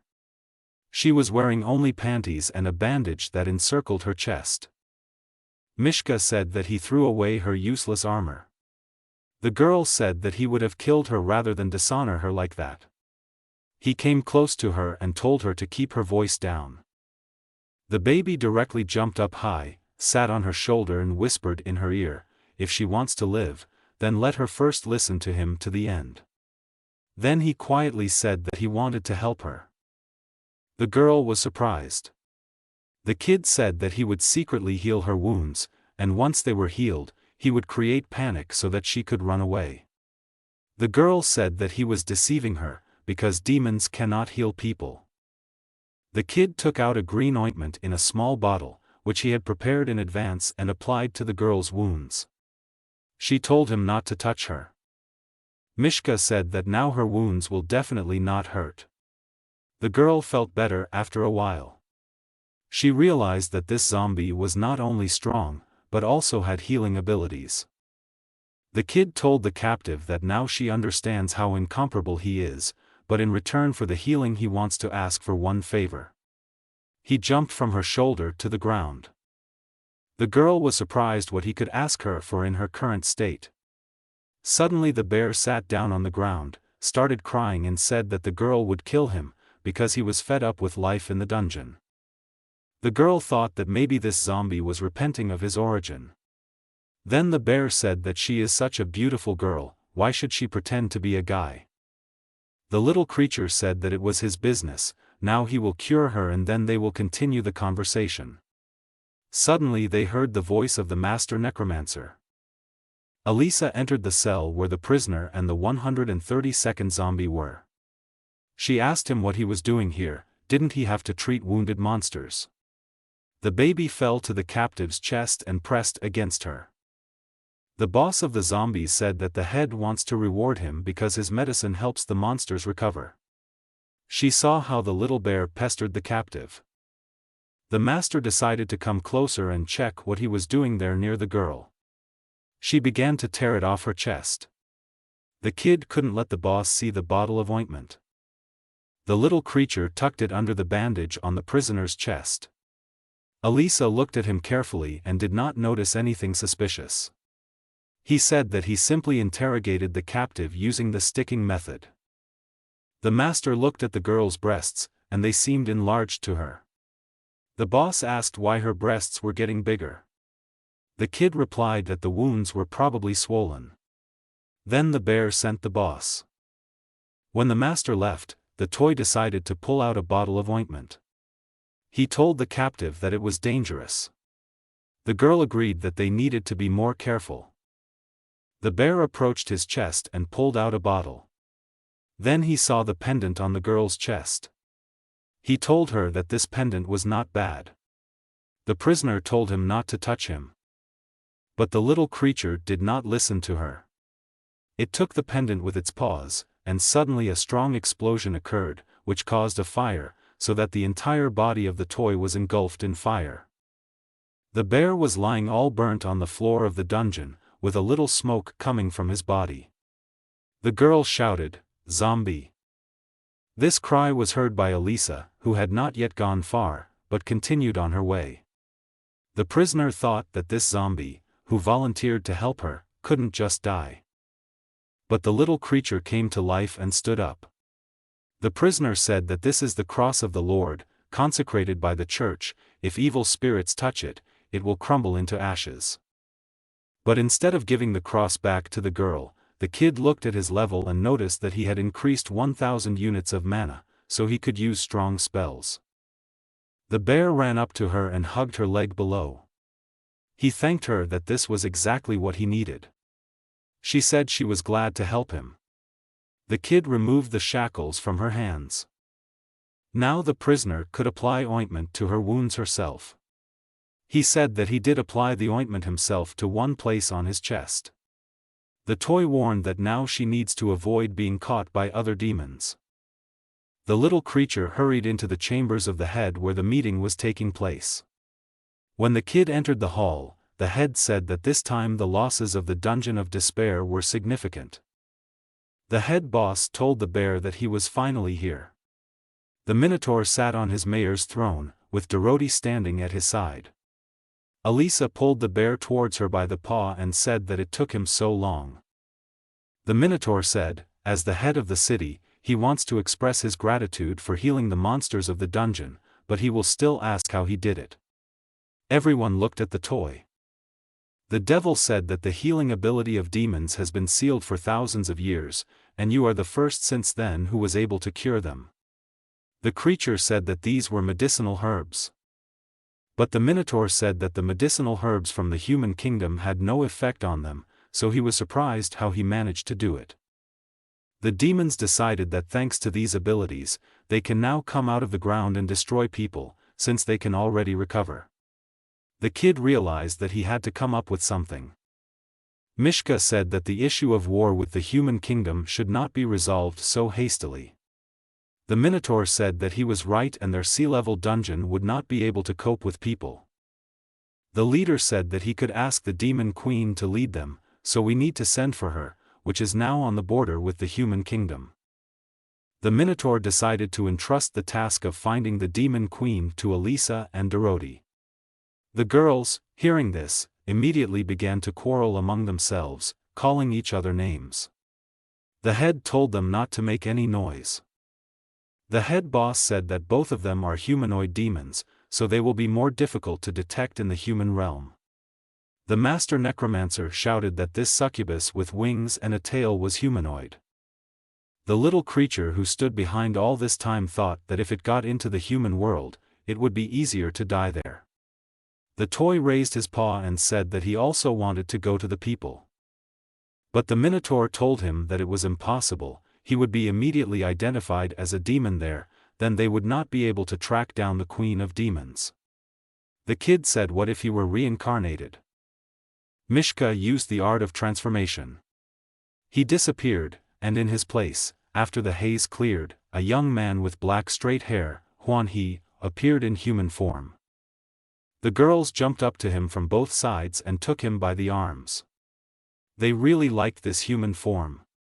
The devil said, he can also change his shape, which is definitely not something a zombie can do. The young man stood before the head and said that he could now go to the kingdom of people. The Minotaur was very serious and said that in this case he would be honest with him. The head continued that in this case he will not instruct him to look for the queen, since there is a more important task for him. Since the boss of the 6th floor is now unconscious, then you will temporarily be the boss of the vampires. The Minotaur asked the young man Huan He whether he agreed to lead this position. The head boss extended his hand to him. But the young man did not want this, he believed that by becoming a boss he would simply miss the time to die. Elisa suggested that he could give his entire salary to her. The tall guy hugged the girls and told Elisa and Dorot how he could let them go into danger while he chilled out here in the dungeon. The guy told the head not to worry about the 6th floor. He wants to look at the patient. The head boss ordered Lilith to be delivered. The young man said that he would try his method. Everyone began to say that a seal had been placed on the healing. The vampire queen lay in a coffin. 4 porters brought it and placed it in the middle of the hall. Lilith lay motionless in it. The young man activated his healing charms. He created an energy field with his hands that enveloped the girl, but she did not move. Lilith's eyes were closed, it seemed that she was already dead. The game said that the player cannot use healing spells on demons. The Minotaur began to worry about the boss of the 6th floor. He asked how she could be saved. The young man thought for a moment and cheerfully replied that he did not see a big problem. The young man said that the girl initially had anemia, due to her wound she lost a lot of blood, so she just needed to replenish the blood loss. The girl Elisa asked how the new blood was. The Minotaur explained that after their ability to heal was sealed, the blood of demons became a very valuable item, it cannot be given away left and right, it is equivalent to death. The guy said that since there is no fresh blood, he can create it. The head boss looked at the young man with interest.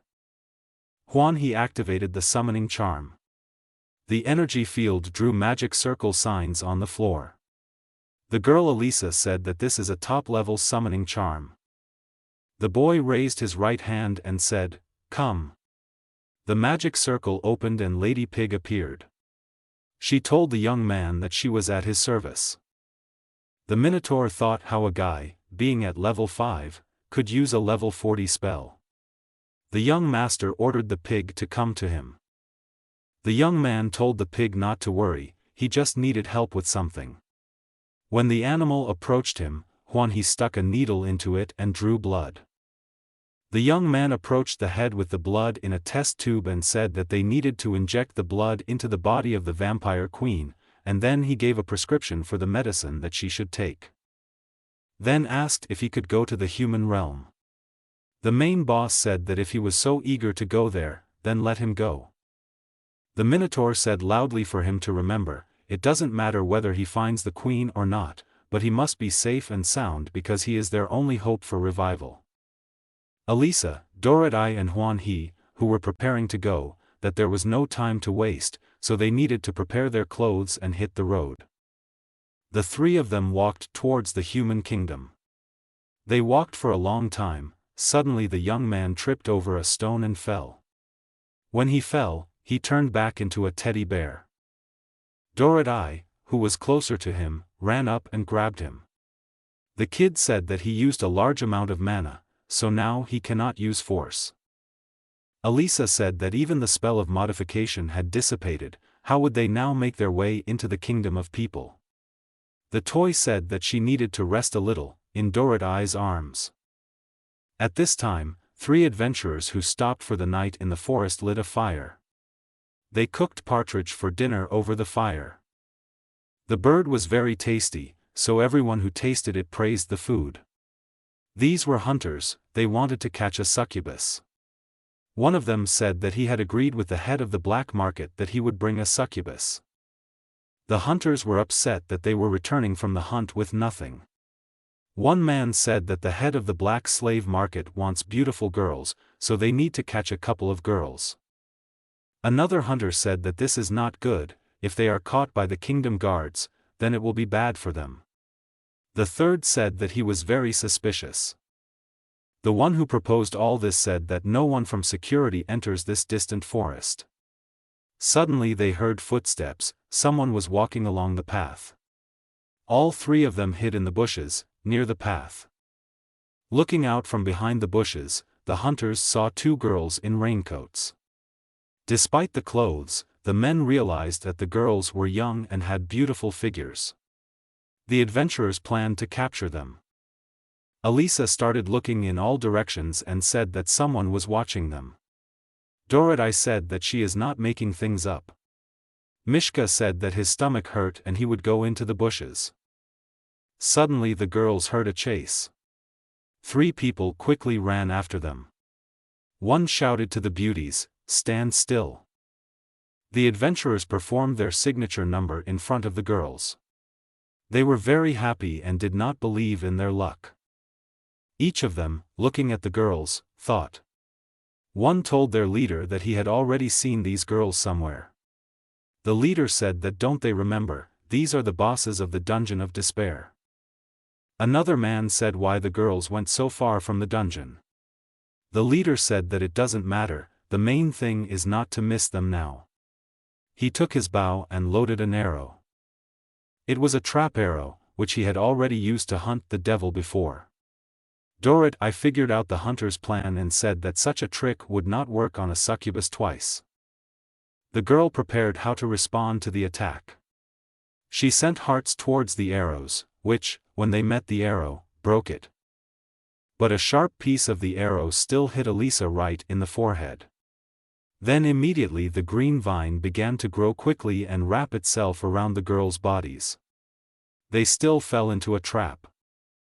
The adventurers laughed at the girls. The leader said that these are the bosses of the Dungeon of Despair, what weaklings. The girls, captured by the plant, quarreled among themselves, finding out who had made a mistake. Meanwhile, the head of the adventurers was determined. He wanted to finish off the bosses. The man prepared a huge fireball in his hands. The fireball was right above the girls' heads. It was about to fall on their heads. There was a small light in the devil's eye as she looked up. There was a powerful explosion, and someone's figure was incinerated. The young man thought that this was the strongest ability he could use at the moment, but it was too weak.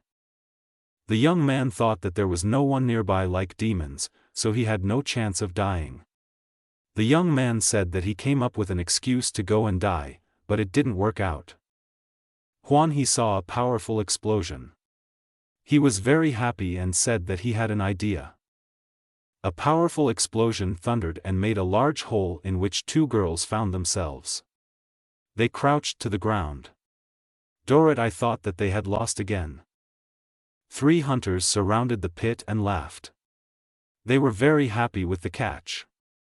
One of them said that they had finally caught the succubus. Another said they would get paid well for this beauty. The vile third man told the guys not to rush, because they needed to thoroughly enjoy her. The other two took the girl out of the hole and held her by both hands. The girl started screaming. It was our hero who came to the aid of the devil. A large fireball flew towards the vile man. The two hunters ran up to their leader and asked him if he was okay. He replied that he was a little dizzy. The third adventurer asked who dared to attack them so suddenly. The guy stood straight up to his full height and calmly told the hunters that it was he who attacked them. The devil rushed to him and hugged him from behind. She told Huan He that these guys need to be punished. The leader of the adventurers looked at the young man, activating his ability, the assessment spell, and realized that the guy was just a level 5 zombie who was capable of using magic. His partner said that he would then take over. The adventurer unleashed a fierce divine shield attack. He rushed towards Huan He and Dorrit I with his shield. Our hero pushed the devil away, saying, "Wait." The warrior hit the young man right in the back with his shield. The guy screamed in pain. After all, he was still weak, as he spent a lot of mana on healing monsters. But still, the abilities that remained in young Huan He were enough for the attacking adventurer to start coughing up blood. He sat down on his knee and turned pale. His two friends shouted what was wrong with him. The young man told the attacker that he warned him of the consequences, because if you use magic, there will be a response. People realized that this was the same zombie who beat them last time. The leader shouted that he was practicing transformation in reverse. In front of them stood a zombie in the form of a toy bear who was laughing. The adventurers were scared. They remembered how the last time they barely escaped when meeting this zombie. Two people decided to flee. The third shouted at them not to leave him. The young man grinned and said that they were very naive. After all, in human form, Huan He's speed was not inferior to theirs. Therefore, a minute later the boy was already close to those running away. Two people fell to their knees and began to ask Mr. Zombie to spare them. They began to say that they had an old mother, 7 children and a wife in the rigging. But it turned out that one was not married at all. The two began to quarrel among themselves, as one was jealous of his wife towards the other. Our hero looked at this scene with bewilderment. The subordinate threw himself on his knees in front of the leader and asked for forgiveness. The hunter's boss could not bear the insult of his wife's betrayal and began to strangle his subordinate. Huan He told them not to joke and stop fighting. The young man told the adventurers that he did not intend to kill them, but rather wanted to ask them to kill him. The two warriors stopped fighting and looked at him in surprise. The two adventurers looked at each other. Our hero thought that the pendant with the cross would neutralize the effect of the passing fire and water, so he could die from the power of these enemies. The two hunters realized that the way was clear, since the young man himself wanted to die. They jumped up, and on the fly the archer loaded his weapon, and the swordsman drew his sword. They attacked the guy. The fire projectiles and Northern Lights arrows hit the target. The damage caused by the warriors was very great. The young man felt a sharp pain. Blood gushed from his mouth and his eyes closed. Huan He fell into the hole made by the explosions. The devil who saw the whole attack wondered if he was still delirious about his death. Now the adventurers dreamed of completing what they wanted. But suddenly the leader of the adventurers began vomiting blood again. Apparently he received a fatal internal wound.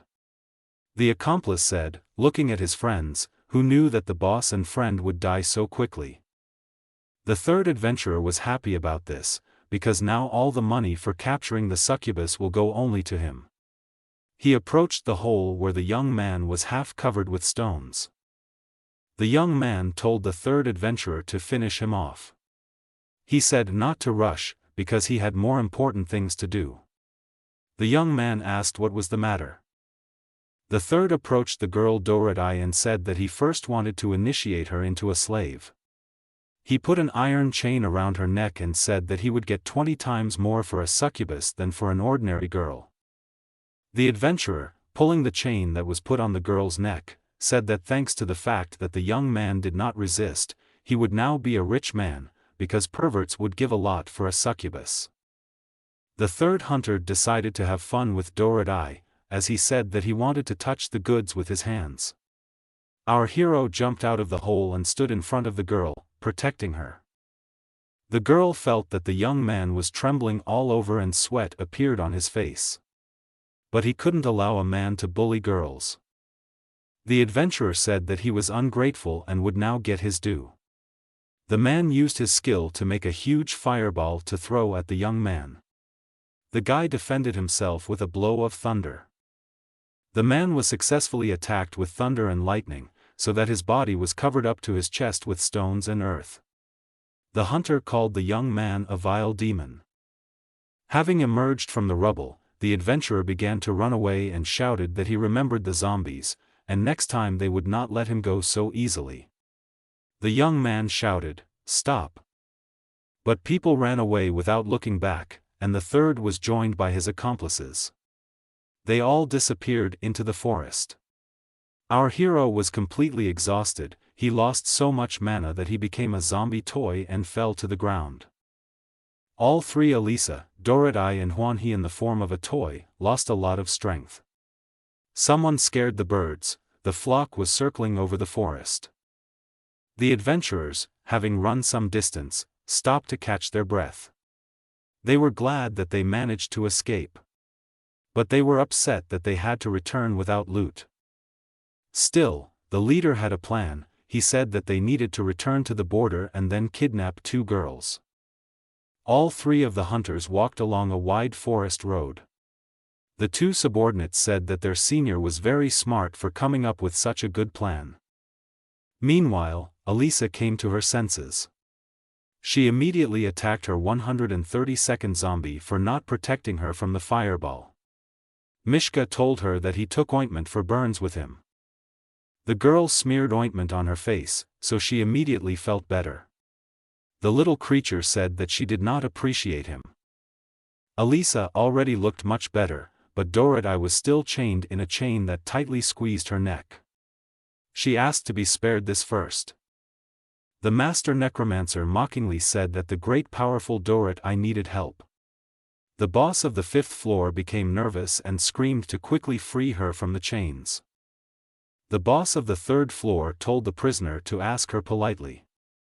When she asked, Elisa ordered the bear to free the chained woman. The zombie broke the chains using his fire abilities. The devil thanked the little toy for freeing her. Mishka replied that he was welcome.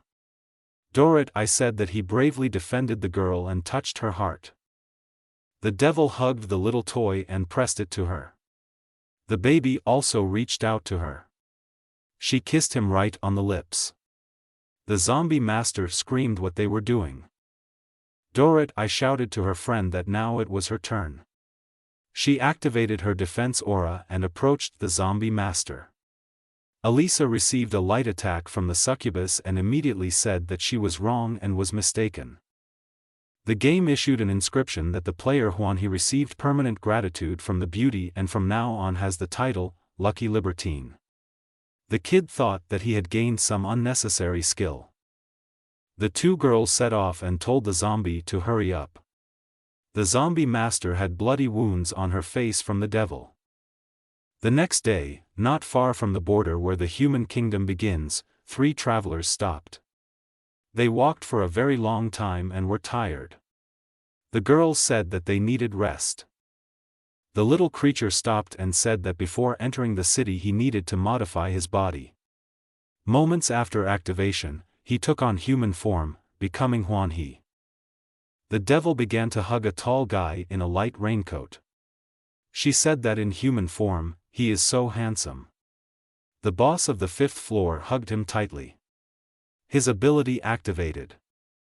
The guy told the girls that in the city they should not call him a zombie, but call him Hwanhee, because otherwise the conspiracy would end. The girls said that they understood everything. A lot of people crowded at the central gate to the city. Everyone wanted to get into the city. There were people on carts and on foot, traders, wanderers, and peasants. Everyone was stopped by security and searched. Hwanhee said that it seems that the border inspection is very strict, but they have excellent disguise, don't be afraid. The guard said, "Next." The stern guard looked at the three carefully and asked who they were and what they were doing in the border city. The young man said that they were traveling merchants. The guy was worried that the guard wouldn't suspect something and call for help, so he had to trick him and get into the city. The guard said they looked like decent people. He approached Elisa and pulled her by the hood, saying that their capes were somehow suspicious and we needed to look at their appearance. The young man grabbed the guard's hand when he wanted to take off Elisa's hood. The guy told them to understand him correctly, because these two beauties are his wives. Two guards blocked their way. Then Hwanhee told the guards that in addition to wandering trading, he also practiced combat magic. Suddenly his cloak rose, and two lights appeared in his hands, which burned like flames from his palms. The guards decided to let the fire magician and his two wives through. The young man told the girls that they somehow got in. The girls praised the guy. Elisa said that this time the check was much stricter than before. The guy said he probably knows why. There was a portrait of the demon queen hanging on the city wall. A reward of 3,000 gold coins was announced for anyone who would find this person. The three travelers were very frightened and they saw such advertisements everywhere on the street. The young man thought that they had been discovered so quickly. Elisa looked at the ad and said this is what a demon queen looks like. The devil thought that it seemed that the queen's identity had been revealed, but they didn't have time to capture her, and that wasn't a bad thing. The zombie master wanted to eat and started looking for how much it costs to eat in the city.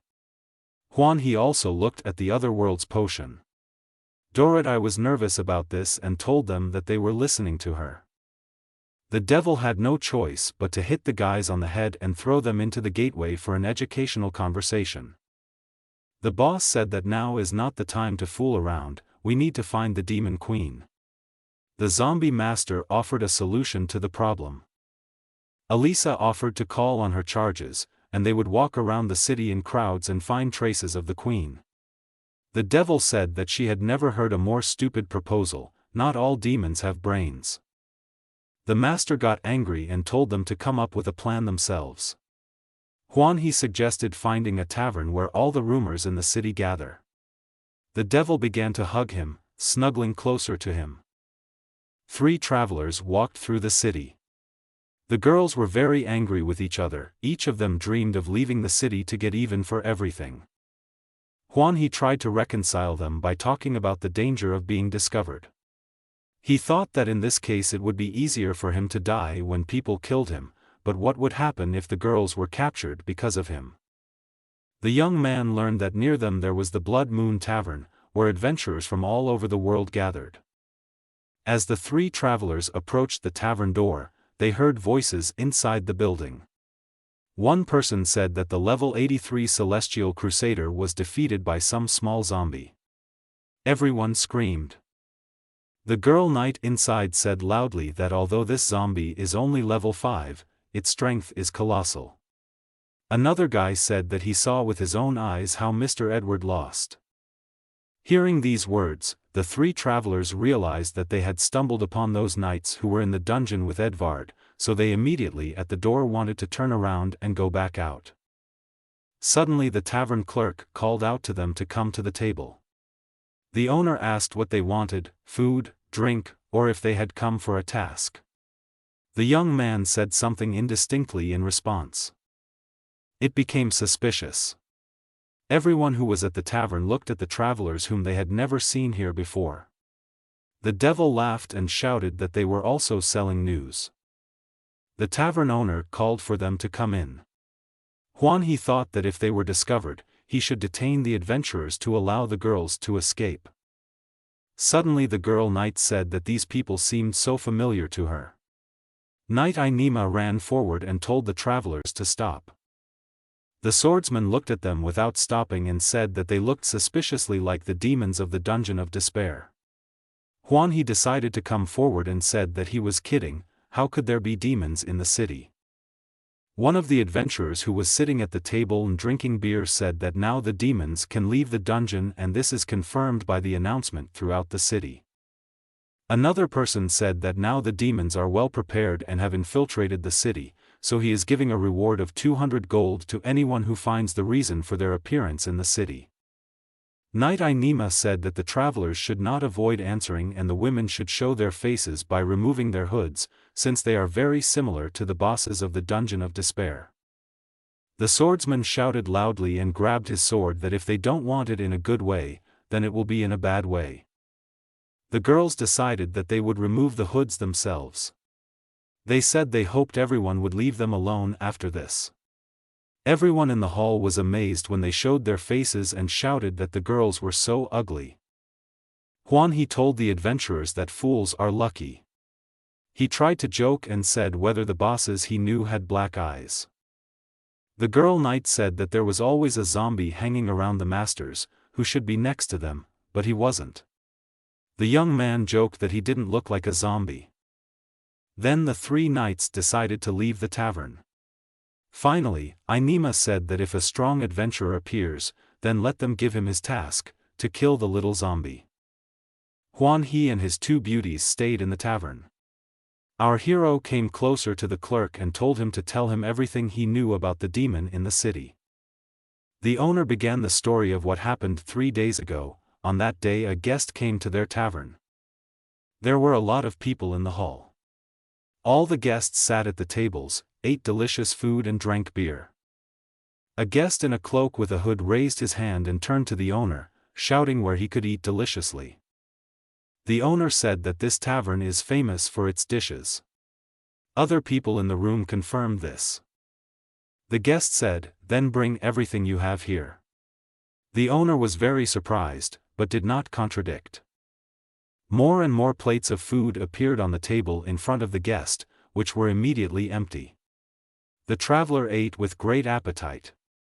The owner said he was happy to oblige. When all the food at the ball had been eaten, and a mountain of empty plates lay on the table, the owner asked to pay for the food. Then the guest asked what payment for food was. The owner immediately understood that this meant that the guest had no money.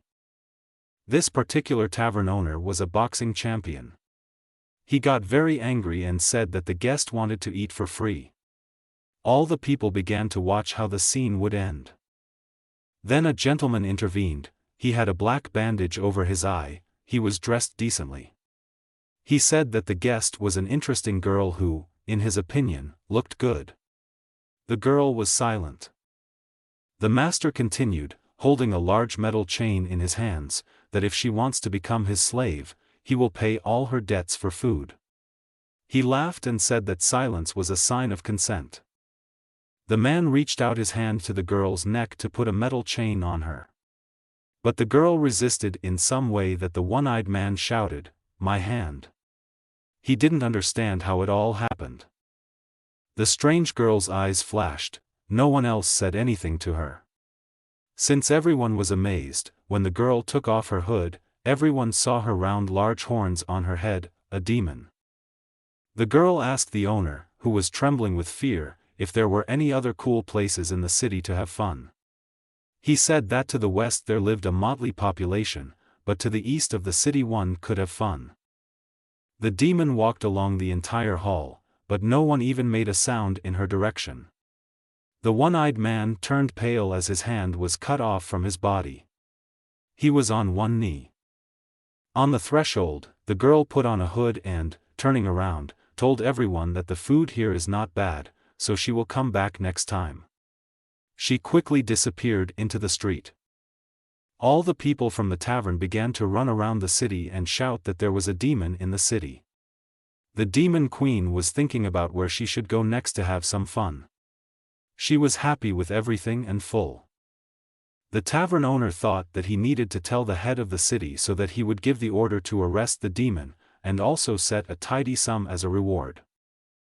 The owner was finishing his story about what happened at the blood moon in 3 days ago.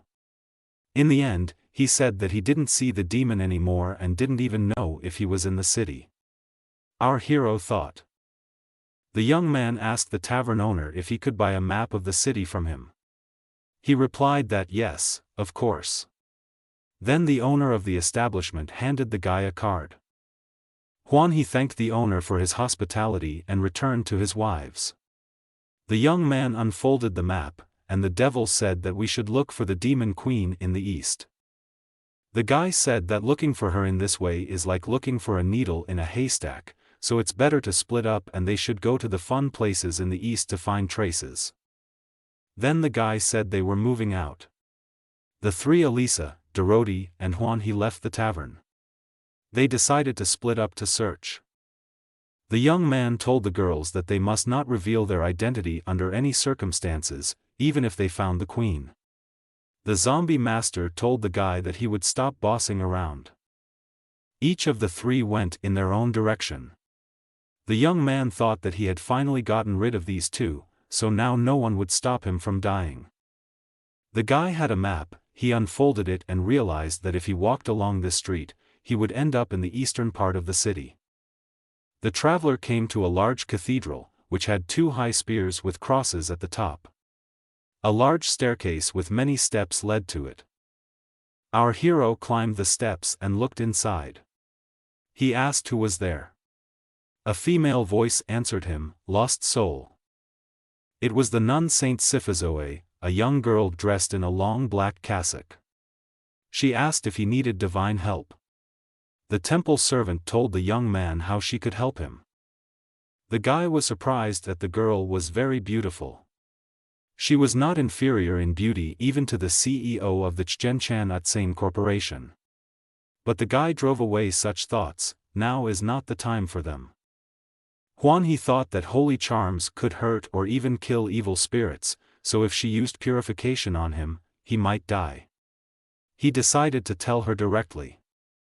The young man told the nun that he was actually a zombie who had escaped from the dungeon of despair, but he did not want to live.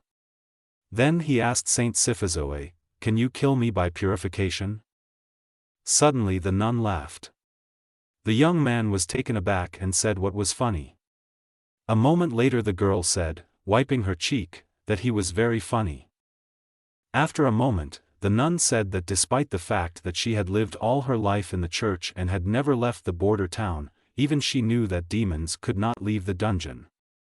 The boy said, "If so, then he has no choice but to turn into a zombie." A second later, having cancelled the modification, our hero took on the appearance of a small toy bear in a white cloak. The kid shouted to the cathedral servant, "Or she now believes him." The toy stared at the nun and asked why she was not surprised at all. The girl sadly replied that she had been blind since birth. The zombie asked for an apology. Saint Siphizoe said that she was already used to nothing. The girl said that, despite the fact that her eyes cannot see, she has the ability to feel the soul of a person. The temple attendant said that he did not smell of malice. The kid said he was a demon. The girl said he was joking again. After these words, the bear approached the nun and took off her panties. Mishka shouted that now she understood how evil he was, so let her use purification. The nun wondered what had happened to him that such a kind young man would commit such a vile act. The girl said that she believes only in what she feels. Therefore, he decided to carry out the modification by turning into a human form. He thought that he would be more comfortable in this body. The guy approached the nun and took her hand. He decided to do an examination. He said that he would heal her eyes so that she could see for herself what he looked like and who he was. The temple attendant quietly asked what he was doing. He said he would do an examination like a doctor. But the young lady did not know what an inspection was. The girl told the young man not to waste his time, because even His Eminence could not cure her eyes. Maybe the Lord Himself would show such a miracle. The young man said that he did not know. The boy looked at her carefully and said that a doctor could help with this. She was going blind, maybe because the channels in her eyes were blocked, which caused pressure on the optic nerve. The girl froze in indecision. He remembered everything he taught about this disease and took out his instrument. The guy said that this disease can only be cured by cleansing the channels with a tea needle. The doctor performed the procedure, and the girl was able to distinguish objects. He put panties on her head instead of a bandage. The doctor said that he should not look at the light for now, as there is no need to strain his eyesight. The girl carefully opened her eyes and saw the figure of a young man. She said joyfully that she really could see. The guy said proudly, "Now you know how cool Dr. He is." The girl said he was not a doctor. She knelt down in front of him. The girl hugged his leg and said that he did it so easily, and he is definitely the embodiment of the Lord. The young man told her to wait with her God and if she could help but hug his leg. The girl asked if she was hugging his hand. The young man said that her vision had not yet fully recovered. Suddenly a male voice was heard near the door of the temple, "Holy Lady, what is this?" The man shouted that some scoundrel was seducing the Holy Lady. The young man began to make excuses that the man did not understand everything correctly. Then the man ran out into the street and began shouting that someone in the cathedral was groping their saint. A crowd of people gathered near the temple. Everyone shouted how it happened, who dared to kiss the saint. So a rumor began to be passed from one to another, and the last person in the crowd said that someone forced the saint and killed her. All the men decided to come to the cathedral and help the poor woman. The crowd ran into the cathedral. The men wanted to deal with the criminal. The nun stood in front of the young man and said that everything was not as they thought, and it was all her fault. One man shouted that the saint should not protect the guilty. The young man was glad for this opportunity. Such an angry crowd would definitely kill him. The girl prayed. To be convincing, the young man touched the nun's breasts. The crowd became even more angry. Each man personally wanted to kill the seducer. All together the people rushed forward at the young man with their fists. They shouted, "Kill him!" The girl grabbed the guy by the hand and pulled him away from the crowd. She clung to him so tightly. She shouted to everyone that it was all a mistake and he was not guilty. The saint did not see that she was not pulling the hand of her savior, but of some other young man. Then she took a deep breath and screamed at the top of her voice that they shouldn't touch him. She was fine. The crowd stopped because of her scream, but the young man he still received a couple of good blows. The people said that since the saint herself said so, they would leave him alone. People dispersed. The young man was beaten, but he said that these assistants had such low damage. The girl said, "Mr. God, you are too great." The nun burst into tears and, wiping a tear on her cheek, said that in order to save her reputation, he had to endure their beatings. Only God is capable of such sacrifices. The young man thought about the power of imagination she had, however. He said that he is not Mr. God, his name is He. The girl said that he couldn't reveal his identity to others. The temple attendant said that then she would call him Mr. He. The young man said as she pleased. The guy said, lowering his head so that she could quickly use the purification on him. The nun said, "How is this possible, because giving her blessing to him, the purest one, would be insulting." The guy finally persuaded her. She bowed in prayer and asked the Lord to cleanse the young man from filth. The guy felt the sacred light that emanated from her. The young man thought that the prayer of the cathedral servant was so strong that even his soul was cleansed. A bright ray fell from the sky to the ground. The young man even began to feel himself rising above the ground and could return. Suddenly the guy hit the ground. The game displayed an inscription on the monitor that the player Huan he received a special blessing, purification, the player's race has undergone changes. The guy fell to the floor and was shaking all over, he was pierced by cold sweat appeared on his face. The girl ran up to him and said, hugging him, that she didn't know what happened to him, but she could warm him up. Player Huan he's lucky libertine ability activated at that moment. He thought that this stupid ability would activate on its own. The young man stood up and wanted to leave. The nun prayed why he was leaving and why. The savior said that he himself did not know. He wondered if there was anyone in this city who could kill him. The young man had already walked a few steps when the girl asked whether he could not take her with him, because she had not left this cathedral since early childhood and had never seen the world around her. Huan he said name Sifazoe. The girl said that he cured her eyes, and now she will trust him and accompany him. The guy was touched to the depths of his soul by her words. The nun was turned towards the pillar. The young man approached her, took her by the shoulder and told her not to talk to the pillar, but to him. Then she turned around and apologized. They left the temple. The guy said that if she really wants to accompany him, then let her tell him who is the strongest in this city. Suddenly Dorothy's voice was heard. The devil screamed that they had obtained information. Elisa looked at the young man with wide open eyes and joyfully told him, they have news and soon. The young man had to approach her and close her mouth mid-sentence. The guy said to the boss, can't she see that there is a stranger here with him? The devil asked who this girl was. He replied that she was a saint from the church, and he didn't even know why she was clinging to him. The boss of the 5th floor asked how the young man even met her. He said that evil fate was to blame for everything. The young man said that this person trusted him completely and would not be a hindrance. Dorothy said that she is the enemy of all demons and should not be trusted. She looked at the nun carefully and did not understand why the girl was standing still. The demon thought it might kill her right away. Huan he said that they don't need unnecessary noise, and with her help we can easily hide our identities. The devil said he was very smart. The guy added that no one would think that the saint walks with demons. The zombie boss told them not to forget about the task, because she found out the news. The young man asked what news. Elisa said that the demoness will be sold at auction tomorrow. The guy couldn't believe his ears, how such a strong demoness was captured. The boss of the 3rd floor said that they need to go there to sort it out. The young man agreed. He looked carefully at Elisa, as she joyfully said that she still had to go to the auction for another reason.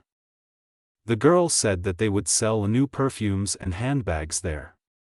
The guy, looking at all this, thought that the head had sent such frivolous demons in search of whether he really wanted to find the queen. The young guy agreed to go to this auction room. Then the young man turned to Sifazoe and said that she would also go with them. The nun agreed. After some time, all 4 of them found themselves in the city square. The men, seeing the company, discussed that the guy had 3 companions, one of whom was a saint from the cathedral. Suddenly Huan he got the idea to hug all the girls so that the local guys would start a fight with him out of envy. He did so, hugging all 3 of them at once. The nun pressed herself to him, saying, Mr. God? Elisa shouted at the young man what he was doing. Passing men began to look at him angrily. He said loudly what they were watching, they had never seen handsome men in their lives. One man shouted, who is this sucker? Another passerby said that he had not been hit in the face for a long time. The guy told everyone that if someone doesn't like something, then let them come up and beat him. Local residents saw that something had happened to this guy. Passers-by thought he was strange. One man said that the devil only knows. The crowd did not fall for the young man's demand, they simply threw garbage at him. The girls went forward. The young man got what he deserved and was covered in garbage and dirt. Then the guy caught up with them. A few minutes later Dorothy said it was here. The building was very large and everything was glowing with lights. The young man said, "Isn't it here, how majestic?" The young man walked to the gate and saw that it was closed. The nun explained that the auction itself is held once a month, and is now closed, so you need to come tomorrow. Sifazoe looked at the young man and noticed that he was all dirty. She said that they needed to find a place to rest and change clothes. There were many hotels nearby, they could rent a room. But no matter how many four travelers went to hotels, they could not find free rooms. Everywhere they were told that it was busy and there were no places. There were no numbers due to the fact that the auction was scheduled tomorrow, and the participants came to it from afar. The guy thought that they would really have to spend the night on the street. Suddenly an elderly woman called out to the young man. She said she noticed they were looking for a place to stay and she had several rooms at her hotel. The young man was glad to hear this. He told the old woman to lead them. The old lady told him not to come near her because he smelled bad. Then she told them to follow her. The devil looked carefully at the elderly woman, and she seemed suspicious to her. Dorothy quietly told Hwanhee about her suspicions, but he said how the old woman could harm them. After some time, they arrived at the hotel. The hostess gave us the keys to one room and said that all the other rooms were occupied. The guy wanted there to be 2 rooms. But the elderly woman said that everything was occupied, and this was the last free room. The young man had no choice but to agree to what was. The young man said that it was just for one night. The nun thought that the main thing was that she and the Lord God were together, everything else did not bother her. The guy put the key in the lock and opened the door. And suddenly he froze in place when he saw the number. When the 4 of them entered, they saw that it was a love affair. In the room there was a huge bed with a pink sheet and a robe. There was a large bathtub with glasses full of wine. All 4 were looking at the room, which was intended for love meetings.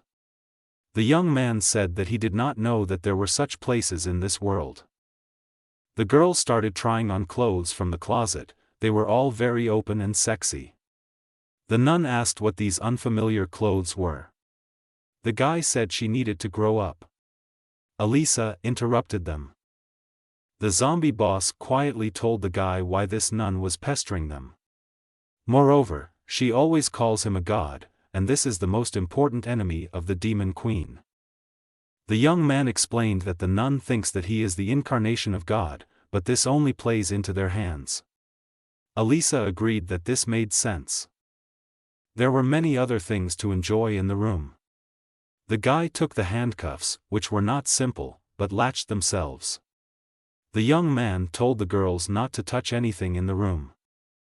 Hwanhee felt that he was all dirty and sweaty, and also stank of the garbage that the crowd threw at him. He told the girls not to run around the room and went to the bathroom himself. Finally, after so many days of travel, the guy dropped into a large bathtub. He felt so pleased to be in clean water. At that time, the nun asked the girls who they were to the master. Elisa asked why she looked the other way when talking to them. Sifazoe said that the gentleman cured her of blindness. Dorothy believed that it was wrong to let a guy get close to a nun, so she said that she was Hwanhee's girlfriend. Elisa immediately said that on the contrary, she was the gentleman's girlfriend. Then the nun said that they were probably both followers of the master. She understands his greatness better than anyone, and it is not strange that they want to win his love, but he belongs to everyone. Late in the evening, in the building where the auction was to take place, several windows were burning, and a young moon was looking into them. The owner counted out, coin by coin, 600 gold pieces and gave the bag of money to one of the adventurers. The owner said that this time the product is reliable. Behind him, in a large cage, sat a girl with purple hair. The hunters said that they got it in the heat of the day from the underground city. When the adventurers left, the owner approached the cage and thought about what price he should set tomorrow.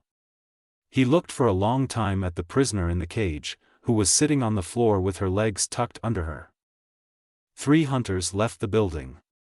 One of them said joyfully that the old man was easy to deceive. Another adventurer said that the owner of the auction immediately believed that the girl was a demon. The leader of the gang with a bag of money told them not to shout about it, because if old man Hunie finds out about the deception, they will be punished. Another person said their makeup was professional. The third said that in such a short time no one would be able to understand that the girl in the cage was a fake demon.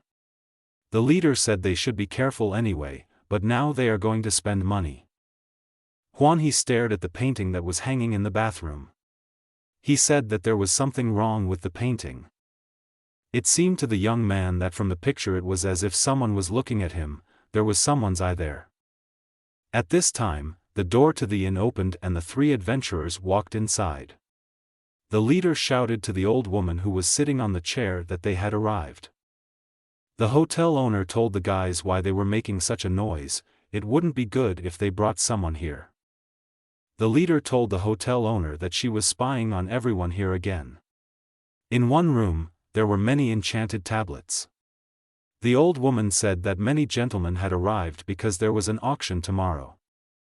The owner said that today a young man moved in with 3 girls, one of whom was a saint. The leader was very surprised, since the nun always lived only in the cathedral.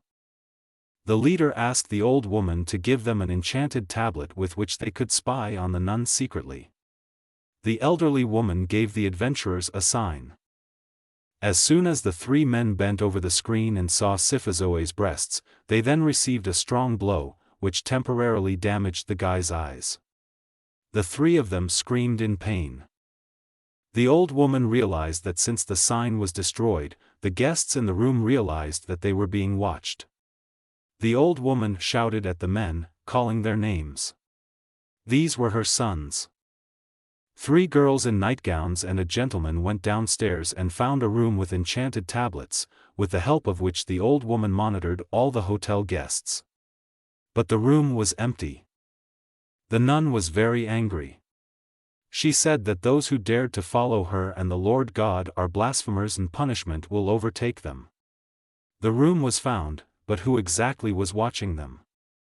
Sifazoe said that she was blind in both eyes, so she developed a natural sense of feeling the direction of demon magic. She deliberately closed her eyes and began to walk blindly. The girl with her eyes closed saw a luminous trail. She went first, and all her friends followed her. The trail led to a room below, the door to which was locked. The old woman sat and trembled in some room. The elderly woman did not want the guests to know that this surveillance was her idea. The nun began to read a prayer.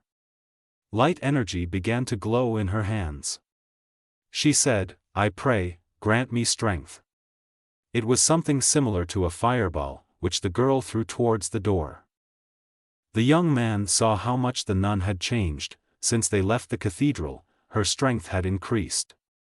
Sifazoe said that she would show these scoundrels the value of £1. Then the door opened, and all the friends saw the bodies of 3 adventurers, one on top of the other. He recognized 3 hunters who were hunting a succubus in the forest. The nun said that those guys did it, but for some reason she went towards the lamp that was burning. Apparently she was not very well oriented in the dark. Elisa asked the young man if these were not the robbers who caught girls to sell at auction. The young man answered in the affirmative and thought, "But they know their identities."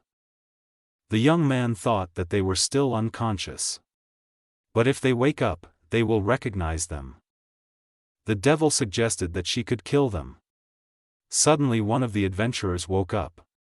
He stood up, scratching his head, and said why the sign suddenly exploded.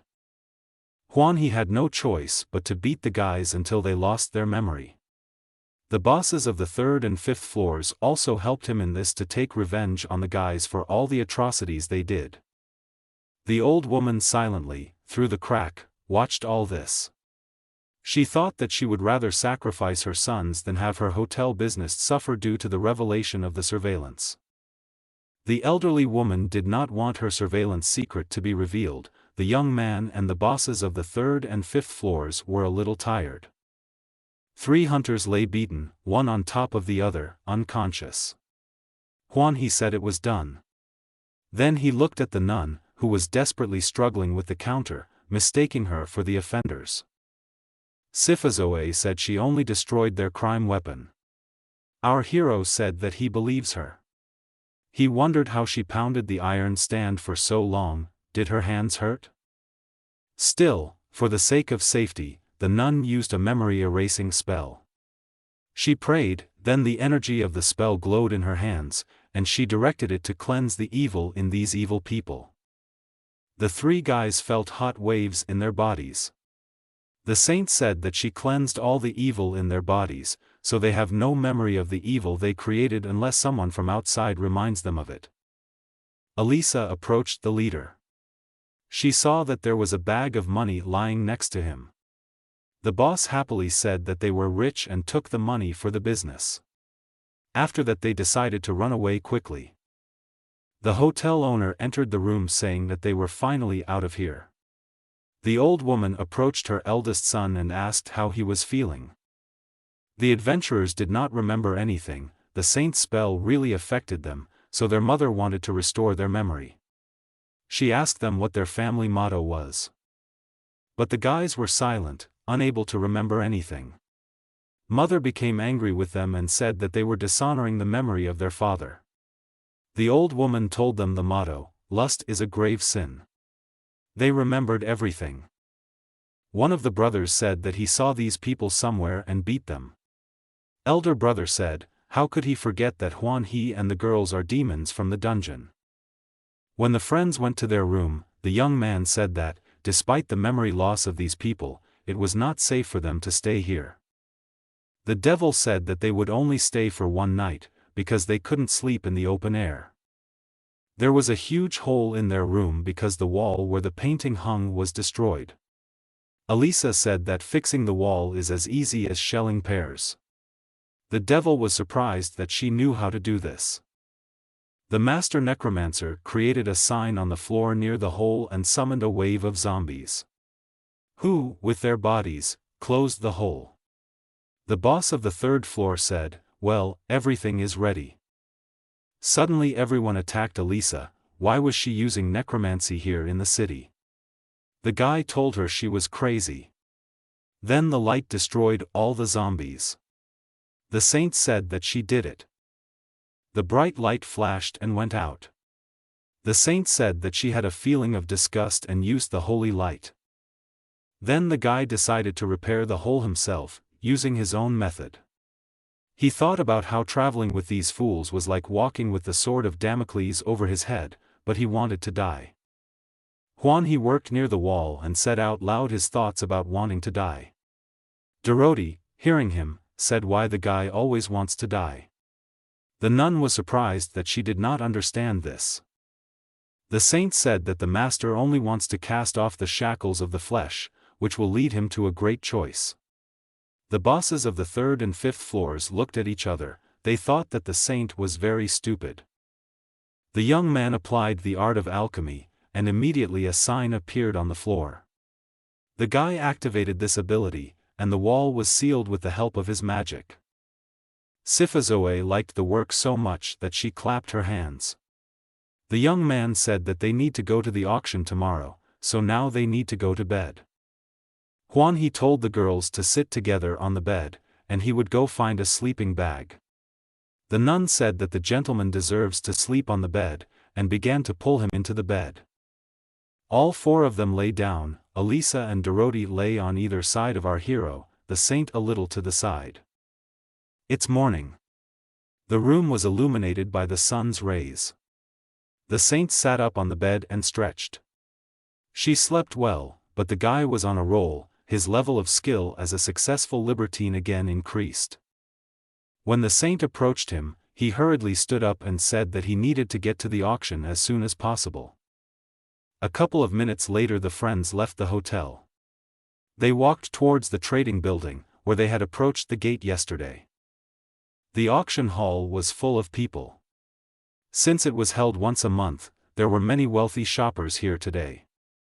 At the entrance to the room there was a boy with a bunch of leaflets.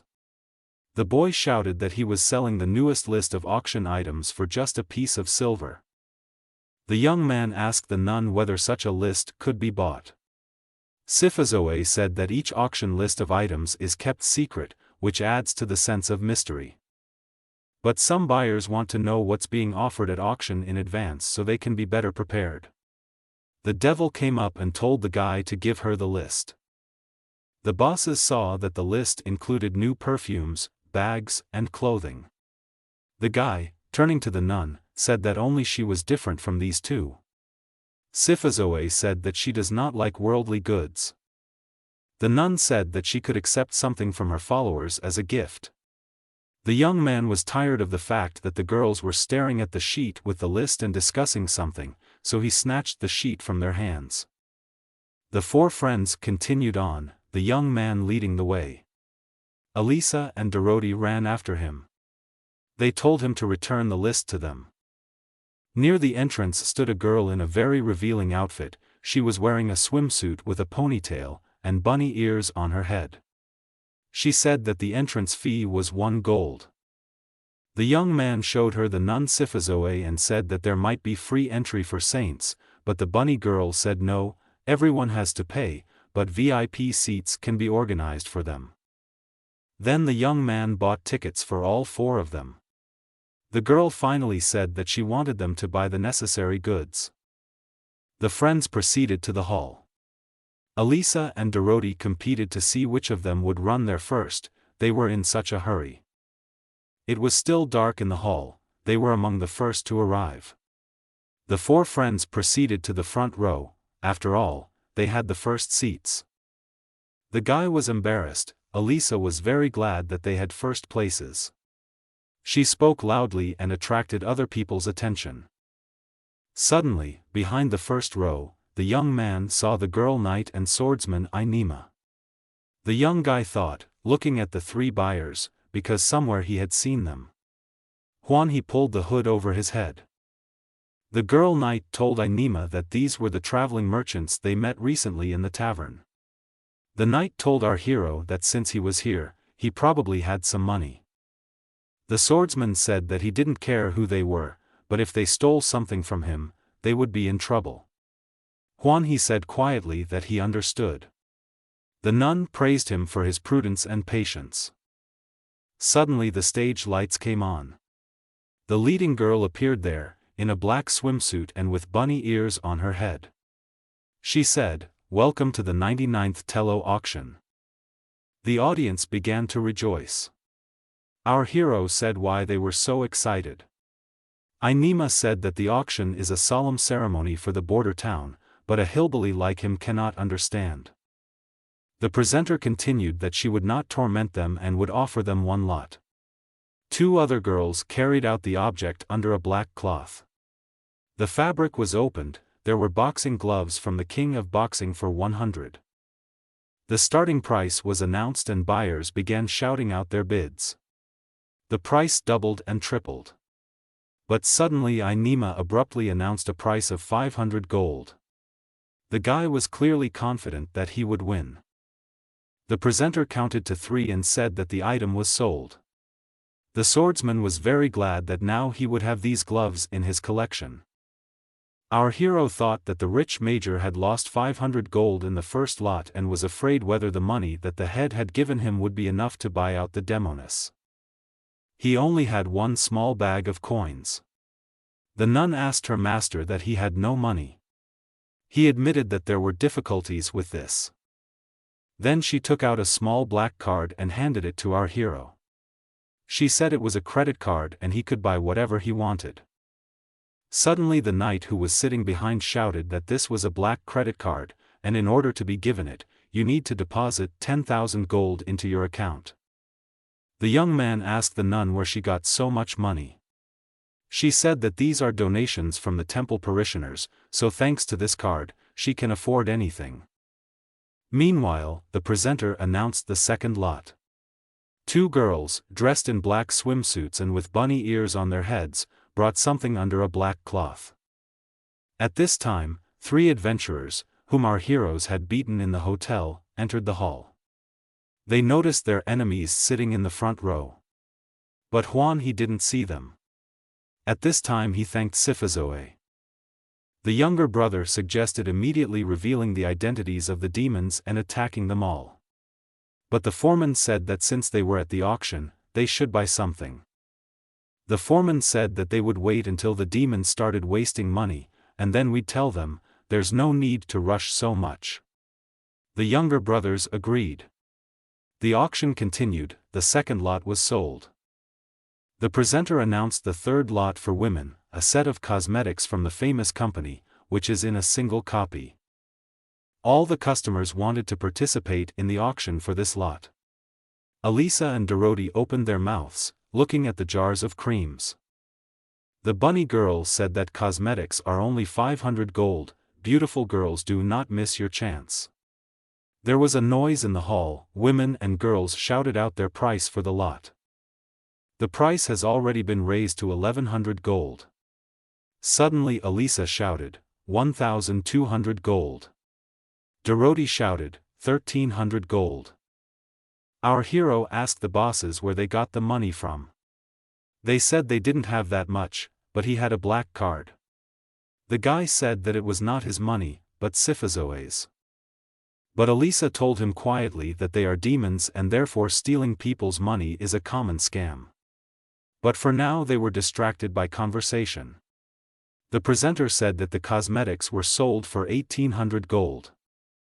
Three friends stared at the nun. It turns out she was the one who bought the cosmetics. The saint said that it was their own fault that they were distracted by conversations, so she bypassed them. The gentleman asked the nun if she had not said that she was not interested in worldly temptations. The girl replied that she simply did not want his two friends to wear makeup and seduce him. The presenter said loudly that now it was the turn of the last lot. A cage appeared on the stage. A demoness with purple hair and small horns sat in it with her back to the audience. The presenter said that she looks like a clone of evil spirits who are wanted. The audience perked up. Men wanted to buy it for their collections. Our hero thought how disgusting these people looked. The young man told his girls, who were still fighting over cosmetics, to stop yelling, because they came here only for the sake of the demoness and they definitely need to ransom her. The presenter announced a starting price of 2000 gold and the bidding began. One after another, buyers raised the price to 4200. Our hero decided to scare them by calling 8000 gold coins at once. Everyone began to say who he was, because no one knew this young man in a light cloak. But suddenly Inema shouted, 8500 zlotys. The swordsman smiled and told the young man that if he had a black card, he should not think that he was the richest here. Our hero beat the price quoted by his competitor. This went on several times. Inema's friend reminded him that his father only allowed 15,000 gold to be spent at the auction and he should stop. Our hero named the price at 11,800 gold. The presenter shouted and hit with a hammer that the she-devil was sold. All the buyers began to leave. Guest number 2 was asked to come in to pay. The swordsman shouted to our hero how he dared to compete with him, and he would show him Kuzka's mother. The presenter bowed and said that the auction was over, everyone who won, go to the cash register. Suddenly there was a cry from the foreman, who shouted that it was impossible to give the demoness to this buyer. The owners of the auction said that the foreman had no right to command here. The leader tried to calm the sergeant major, but he told the guards to follow him. Juan's expression changed. The adventurer shouted that he could not give the prisoner to them, since they were demons. Everyone shouted that that's why they were all wearing raincoats. The young man did not understand how the memory of the three guys returned. Dorothy said that maybe it was time for them to run. To which the young man said that running now is tantamount to death. The guy decided to chat them up. He told everyone present that they were together with the saint, how could they be demons? The younger brother began waving the videotape and saying that he had proof that they were demons. But when the recording was turned on, it turned out to be a recording not from their room, but from another one. The foreman shouted at his brother. He said that he probably mixed up the entry, since there are a lot of them there. Then the guy took the next recording and put it on play. He pressed the button. Everyone saw 4 friends in the hotel, without hoods. Dorothy gave the most away because she had horns. The foreman shouted that they had bought the demoness to free her. At that moment, the knight Ainima remembered the identities of 2 of his friends and shouted that these were the bosses of the Dungeon of Despair. Then in the dungeon the swordsman could not defeat the evil spirits, but here it might work. Suddenly, the nun rushed forward and stood up, covering Huan He with her body. She, spreading her arms wide, said that there was a mistake, because the Lord cannot be some kind of demon. The young man did not expect the saint to protect him. He asked her that she believed him. Sifazoe said that she believes what she feels, and no matter what shell he has in his soul, he is like a baby's tear. The nun looked at the 3 brothers and said that their souls were black as soot. At this time, the sergeant major drew his bow and pointed his weapon at Huan He. The archer urged not to trust demons. Our hero thought. All the people began to shout for the demons to be killed. The foreman said loudly that it was time to hunt demons. The young man turned to the bosses of the 3rd and 5th floors and said that nothing could be done, he had to run. Elisa and Dorothy stood undecided. Suddenly, Huan He rushed forward and told the masters that he would delay these assistants. The bosses shouted, "How could he die?" The young man told the girls that the main thing now is to save them, it's okay that he will die. The bosses let out cries of despair. All the people started shouting that they couldn't be allowed to leave. The young man ran a little forward so that the crowd would look at him and stood up with his legs spread wide. He said the chance to be killed has finally come again. Suddenly a nun appeared next to him. She hugged his hand and said that since God wants to sacrifice himself, she will remain next to him until the last. At this time, in the fresh air, standing on the roof, the demon queen folded her hands in front of her and said that she smelled something interesting. She was wearing a long cloak, but her hood was not up. Edith made a fireball with her own hands and produced a blank explosion, designed only to pierce the roof of the building. The demoness appeared on the stage behind our hero. She stood up and said that this is the place where they dared to sell demons. All the people shouted that this was the demoness from the leaflets who had come to save these demons. One of the people said that the demon is strong and now they will look at the daredevil archer. Our hero realized that now through the queen of demons they would definitely be exposed and thus they would frame Sifazoe. Therefore, the young man came up with the idea to compete with Adis. He grabbed the demon queen's hand and said loudly that the damn demon had come to fight him. Then he grabbed the demoness by the other hand. The demoness did not understand and said to him quietly, "Zombie, what are you doing?" The young man quietly whispered to Adis that the situation was difficult and he would solve everything himself. The guy asked the demon girl to play along with him, and everyone thought it was what he needed. The main demoness asked the young man what he was up to. He said that all people think that he is a demon, but if he quarrels with her, then their suspicions will not be confirmed. Adis told him not to worry, that she could destroy everyone here and the problem would disappear by itself. But the young man told her that if she carried out a massacre here, there would be a war between demons and people. At this time, as if they were enemies, they fought with each other. Our hero invited the Queen of Demons to put on a performance. The young man shouted, "Who knew that you would find me in the wives, Demon Queen, Adis?" All the people shouted that this girl was a demon queen. Another person said, "How could there be a demon in the Empire City?" The girl laughed and thought if that was the case, then she had no need to hide anymore. The young man continued his role. He said that in the demonic city he fought with the queen for 3 days and 3 nights, but could not defeat her, so he left the battlefield in disgrace. Knight Ainima said that this is why they wear cloaks and hide, since the youth is an opponent of the demon queen and fought for 3 days and 3 nights, although all this is still suspicious. The demoness screamed that who did he take her for and dared to anger the queen of demons herself, so she deserved to die. The nun began to pray loudly for him. All the people, seeing what was happening, thought that they were mistaken about him. The demoness made a fireball in her hand and launched it at the young man. The young man's face was distorted in fear. He thought that he might not be able to withstand a real attack. All the people and knights shouted that they had to run away. The saint folded her hands, and a fiery field of protection formed in her hands. She said that the Almighty God grants her the power of protection. A protective field formed over everyone present, and the nun said to protect her innocent followers. Holy little lights shone above the people.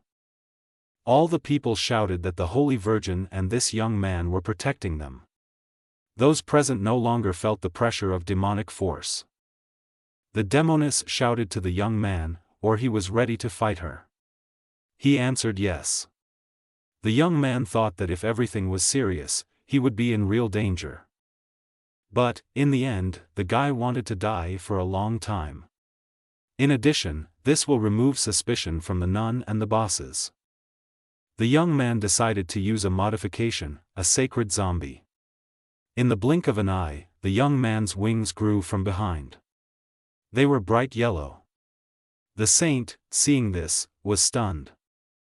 Sifazoe said loudly that this is a messenger of God. A tear rolled down her cheek. She wished long life to Lord God. All the people began to shout loudly for the great Lord God to live forever. The girl knight told the swordsman Inema that it seems that they have made a mistake and this gentleman is really not a demon. He reluctantly agreed. He said that those 2 girls were like the bosses of the Dungeon of Despair. The fight continued. Sweat poured from the young man. He said that to protect the city's population, he must fight to the last. All the people shouted that he was the best. Many of the spectators began to cry. The young man began his attack and missed the demoness with his hand. Adis laughed and said that he brought everyone to tears. Now she attacked the demon queen. She took a long-handled, pointed weapon and said that she didn't even know if he could withstand this attack. Adis swung her weapon in different directions and then delivered a strong blow to the young man, causing him to fall.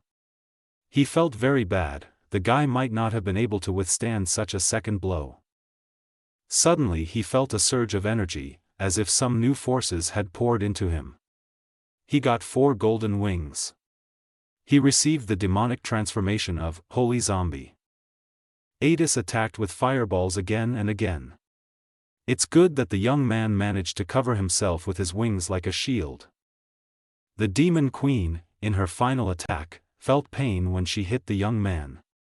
Her fist started to hurt. The young man suggested to the demoness that we need to come up with a strategy. The young man suggested that she hit him harder and knock him out. Adis used her devil fist. The nun began to cry and scream out of fear for her master. The bosses of the 3rd and 5th floors thought that maybe now would be a good time to escape from here. Through a hole in the roof, the demon queen and our hero found themselves in the sky. Using his wings, he flew in the air. The demoness could do this from birth. They decided to continue.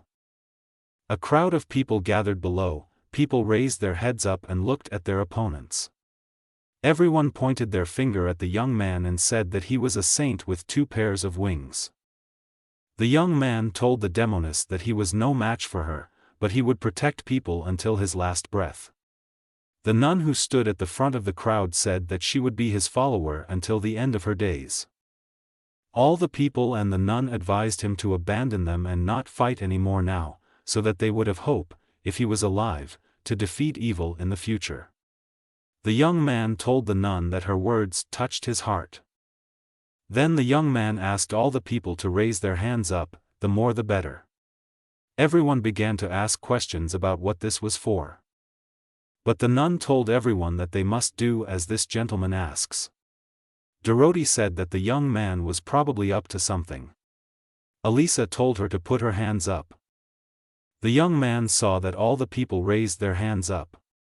There were enough spectators. He used the light and shadow technique. A blue ball of energy was created with his hands. At this time, all people continued to hold their palms up. The guy strengthened his blue fire with the help of human will and launched a blue ball at Adis. A powerful blue stream of energy rushed upward. The demoness' eyes filled with anxiety and fear. There was a powerful explosion. The nun shouted that this was a victory. All the people began to cheer and shout that they had defeated the demon queen. At the same moment, the guy's wings disappeared, and he fell to the ground with all his might. The saint ran up to him. She picked him up and sat him down, asking how he was feeling. He said everything was fine. The girl told the guy that he really touched her to the core because he risked himself to defeat evil. She came very close to him and kissed him. The young man told Sifazoe that he was a little tired after the battle and could she please get off him. She asked for forgiveness because she still has trouble seeing. The young man stood up and walked in front of the people. Our hero said to the crowd that the demon queen had been defeated. Suddenly someone came out from behind his collar. It was a small figurine of a demoness. Little Adis told him not to talk about killing her. The guy said that he came to the city disguised as a simple person, but he will no longer hide who he is, the strongest hero. Then the hero said that many falsely accused him of being a demon and this is an insult to him. The crowd shouted, "Who dared to accuse the Lord of anything?" The three adventurers realized that it was about them, so they wanted to run away quietly. But one old man saw this. He pointed at them and said loudly that he would not let them leave. The three adventurers were punished. Then the guy asked the auction host if he could have his girls. The bunny girl told him to go to the back room to pay for his goods. When the young man left, all the people, with folded hands, prayed to the Lord God. Swordsman Inema did not understand why this young man became a god, even though it was obvious that he was surrounded by demons. The noble young man became even more angry when he saw that the girl knight and his best friend were also praying. He shouted at them why they were praying, because one day he would bring the guy out into the open. All four friends were together again: Hwanhee, Sifazoe, Elisa and Dorothy. The devil quietly asked the young man what he did with the queen of demons, since he didn't kill her. He quietly said that of course not. Inside the building, the young man was met by the auction owner himself. Next to him stood another tall noble man. It was Mr. Howite, who is the lord of the border city. Our hero thought what was happening.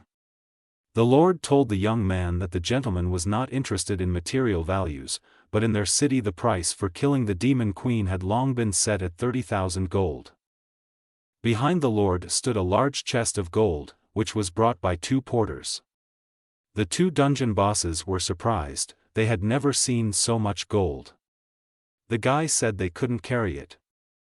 Mr. Howite said that he transferred gold coins to the card, and if he needed it, he would give a black card. The man held it in his hand. Immediately Elisa, without waiting for permission, jumped out and took it. The young man wanted to say something, but Mr. Mayor said that Hwanhee deserves this award. The auction owner said that the guy was waiting for his goods. Behind the owner, a cage appeared in which sat a demoness, which the young man had purchased at an auction. The old man told them to take the goods. The owner suggested that we could pay for the goods with a card.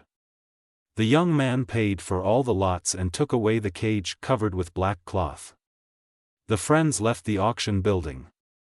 The owner of the auction asked the Lord whether he completely trusts this Lord God. Mayor said that he did not believe the young man, so he decided to do something. The old man suggested that he could take action right away. On the contrary, Howite said with a smile that suddenly the guy really turned out to be a god, but still he played a little trick with his card to collect information. The Lord said that if they are all monsters, then this can be used to their advantage. The owner of the auction said that the mayor is very wise. After some time, when the friends were on the street, Elisa asked our hero what they would do next. The guy said, "Of course, we'll go back to the hotel, because we need to get even with someone." Meanwhile, the doors of the hotel opened with a loud noise and three brothers ran in. They were very scared and worried. The sergeant major called his mother for help. The elderly woman was frightened by their appearance. She asked, "Didn't they go to expose the company of demons? What happened?" The eldest son told her not to remind them of this. The second son said that at first everything was fine, until the young man became the Lord God who defeated the demon lord, and now they were accused of blasphemy. Their mother got angry. The old woman took a stick and beat her sons. Then she said that they had no choice but to flee the city with money and records from the hotel, with which they could blackmail visitors. Suddenly the door opened, and our hero and his friends appeared on the threshold. He told the guys that this time they wouldn't get off that easy. All three sons hid behind the figure of the old woman, trembling with fear. The saint closed her eyes, saying, "How dare they accuse the Lord God?" The girl asked the mother and sons whether they knew what the retribution for the crimes was. The nun threw holy fire at them. The young man and his bosses proceeded to their room, where there was a girl bought at an auction in a cage. The devil said that now they are alone, and where is the demon queen? The young man said that we could get out. Suddenly there was a flash on the floor and Adis appeared. She stretched and said she took a little nap. Both the bosses of the third and fifth floors of the dungeon fell to their knees in front of her. The demoness asked the guy if his name was Huan He. He answered in the affirmative.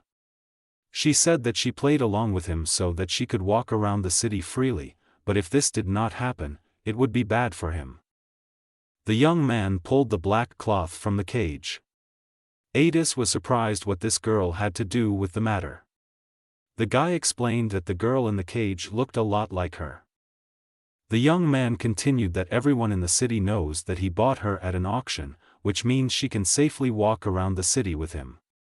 Adis liked the idea and said he was smart. Dorothy asked what would happen to the girl whose place was taken by the demon lord. The queen said that there was no need to think about it, of course we would finish her off. Huan He, hearing this, shouted loudly that this should not be done. He said a little more quietly that she helped us out, so she shouldn't be killed. The girl lay in the cage and did not move. Everyone asked what to do with it. The guy said that he should stay here for now, then, when Adis has had enough time, they will just let her out. Vladika went into the cage and looked at what the prisoner looked like. Then she applied transformation and became like a girl. The young man looked at the copy and said that he wouldn't say it was 1-to-1, but he thought it would do. The young man told the bosses to hide the girl for now. Dorothy was concerned that they were in this hotel. She told the young man that this was not a good idea, since the brothers and the old woman were their enemies. Huan He told her not to worry, the hotel would soon be theirs. Suddenly a nun ran into the room with joyful cries. She said, handing the guy some papers, that she had forced the old woman to give the hotel to God, and here was the transfer agreement. Then the saint said that she also found a few surprises. She showed the bag. In the bag were many videos that the old woman took in the hotel rooms when there were noble guests there. The young man chose one video at random and started watching. He began to turn red and white.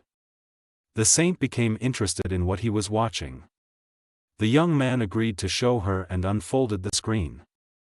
The girl blushed. There was an erotic scene. The nun thought that the master liked such things and now she knew how to serve him. The young man later regretted showing her the video, as she did not understand everything correctly. Suddenly the demoness said that it was time to go for a walk, and the nun was taken aback. After a moment, Sifazoe said, "The aura emanating from her, is the demon queen alive?" The young man said what she meant. The guy said that this is the girl he bought, and the demon queen is dead. But the saint felt what evil energy came from the demoness, how she wanted to destroy and kill. The young man said that her feelings could fail her, because he, Elisa and Dorothy are the kindest people, how could they allow the demon queen to live? The saint said that his aura is pure. About those two, one has a mind as empty as a cork, the other has pictures spinning in her head, similar to those recorded on video. The bosses, hearing her words, began to quarrel among themselves. But the young man stopped the quarrel and said that they would not be in the company of the devil, so they should not worry. The nun had already calmed down. Suddenly her gaze fell on the cage. She asked if he released the girl, who was in the cage then. The young man was sweating as he could score behind the cage. He ran up and covered it with his cloak. The young man said that it's just a big purple bunny, don't worry. He then went to the door and asked Adis where they would go now. She said that she didn't care, the main thing was that it was interesting. Sifazoe wanted everyone to be polite and respectful towards the master. The young man asked the nun where there were interesting places in the city. The saint said that east of the city in the coastal area is quite interesting. The young man realized that this was a beach area. The little girl shouted that that was where they would go. Then the young man announced to everyone that they were going to the beach. To which the nun said that she could not go with them. The young man was a little upset, because he was already accustomed to the fact that the saint was always nearby. The girl said that she needed to talk to the priest. Friends went to the beach. They walked down the street together, but then the nun said that she needed to go to the cathedral, since she left without telling the priest, and then she would definitely return. The young man told her to be careful. The nun told him not to worry. But before the nun had time to move away a little, she crashed into a lantern. The young man told her to be vigilant. Then the young man asked the demon queen if she was on the beach. She said that she had never been anywhere, since the old people never let her out of the city of demons, but she swam in the bloody sea. The young man said that you need to be careful on the beach. Elisa's appearance is fine, but Dorothy and Adis have problems. The young man said that everything can be fixed with the help of a transfiguration spell. Adis's horns were broken off and blood poured out of the holes. The guy had to quickly do a spell. Then it was Dorothy's turn, who approached the young man, and he, having read a spell, saved her from her wings. The girl screamed that the wings had disappeared. She did not want to be different from others on the beach and ran to the young man to thank him. He even felt ticklish and laughed as she approached. The young man felt a little tired, as this spell required a lot of energy. Everyone was happy. The guy said they could leave. At this time, the doors opened in the large cathedral, which was illuminated by the afternoon sun. The priest said how glad he was that Sifazoe had returned. The nun replied that she was glad too. The cathedral attendant said, "I heard about your stay at the auction house, is he a god?" The girl replied that it was true. The saint said that this man was the kindest and most caring person she had ever met. The priest said that if this is true, then this is a sign. The minister said that almost 1,000 years had passed since the last appearance of God, and now that he had appeared again, the greatest miracle was about to happen. Then the mentor asked to be taken to the young man. The girl said that Mr. God is in the eastern part of the city. The priest took his book and walked, following Sifazoe. He was interested to see who else had fallen under the young man's influence. At this time, our hero was basking in the sun, hiding behind a large umbrella.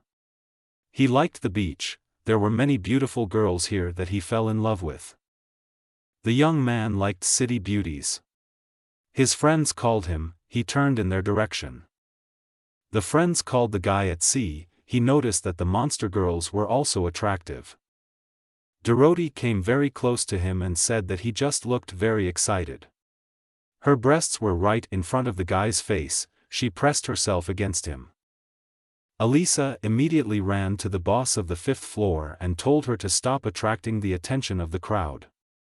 On the beach, many noticed a young man with three beauties. One man said that the guy was very lucky. The young man noticed that the master necromancer began to reason sensibly. He walked up to her and touched her head. The guy asked what happened to her. She started saying smart things. The master said that everyone should listen to her, then they will take the queen to the dungeon, so she will receive an increase in salary and pay off her debts. She had so much fun that she became the old Elisa. At this time, the three friends heard a cry of "Yoo-hoo!" It was Adis who jumped into the sea like a fish from a height. She was so glad that she was swimming in a real blue sea. Then she dove. The young man stared at the place where he had just seen the head of the purple-haired demoness, but she was not there. He shouted, Elisa shouted, "My promotion!" They rushed to save her. The young man had no choice but to dive into the sea, saving the demon lord. But behind him he heard Dorothy say that Elisa couldn't swim. The guy dived into the depths. Imagine his surprise when, at the very bottom, he saw a demoness standing, eating raw fish that swam past her. Juan, he said, gurgling and showing in moments that he was glad that she was okay. Adis said she was doing well. Then the young man remembered the zombie master and saw Elisa drowning. The young man swam to her and pulled her ashore. But the girl was not breathing, there was a lot of sea water in her stomach. The guy took his needle and said that he would now wake up the drowned woman. The doctor sat down next to the girl lying on the sand and remembered his healing skills, saying, Akale Mahale needle. He provided first aid, using some more Chinese medicine. The guy revived the zombie master, who splashed out all the sea water at once in a fountain. Then a rainbow formed near her. The young man thought that the girl was actually a monster. He was tired and lay down. The girls called Juanji to play with them, but he didn't want to because he wanted to take a break. Turning into a zombie saint made him somewhat human, so he developed an appetite. The boy went to see what food there was on the beach. Suddenly he saw a shop with a line of people stretching towards it. The young man recognized those who were the sellers. It was a girl knight and Inima with a friend. They had a brisk trade. Our hero stood in line and wondered how they could sell fried noodles, unless that swordsman was a rich man. But then the young man changed his mind about buying food from them and decided to quickly leave here. Suddenly, the salesgirl recognized Mr. God and called out, "Mr. Wait." She was wearing a swimsuit. All the people paid attention to him, as the girl called him Mr. God. A crowd of onlookers began to gather around, telling one another that God had descended into the auction room. The girl knight told him to forgive her, since they had misunderstandings in the past. But Inima and his friend had their own opinion on this matter. They told the girl that she was wrong to think well of him. The swordsman shouted that this guy even looked like a fake.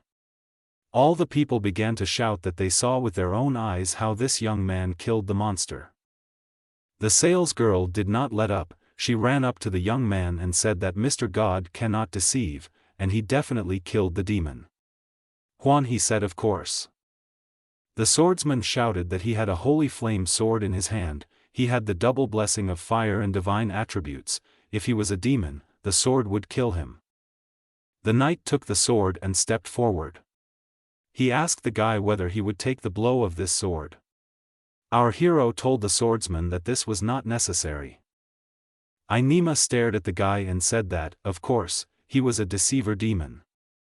Suddenly the knight made a quick movement forward and rushed at our hero, who stood defenseless. The girl shouted for them to stop.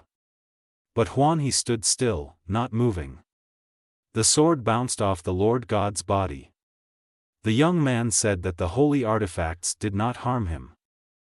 The girl knight said that only the Lord God and his entourage can resist this power of the sword, which means he is definitely a lord. All the people shouted after her that the Lord had come to them after 1,000 years.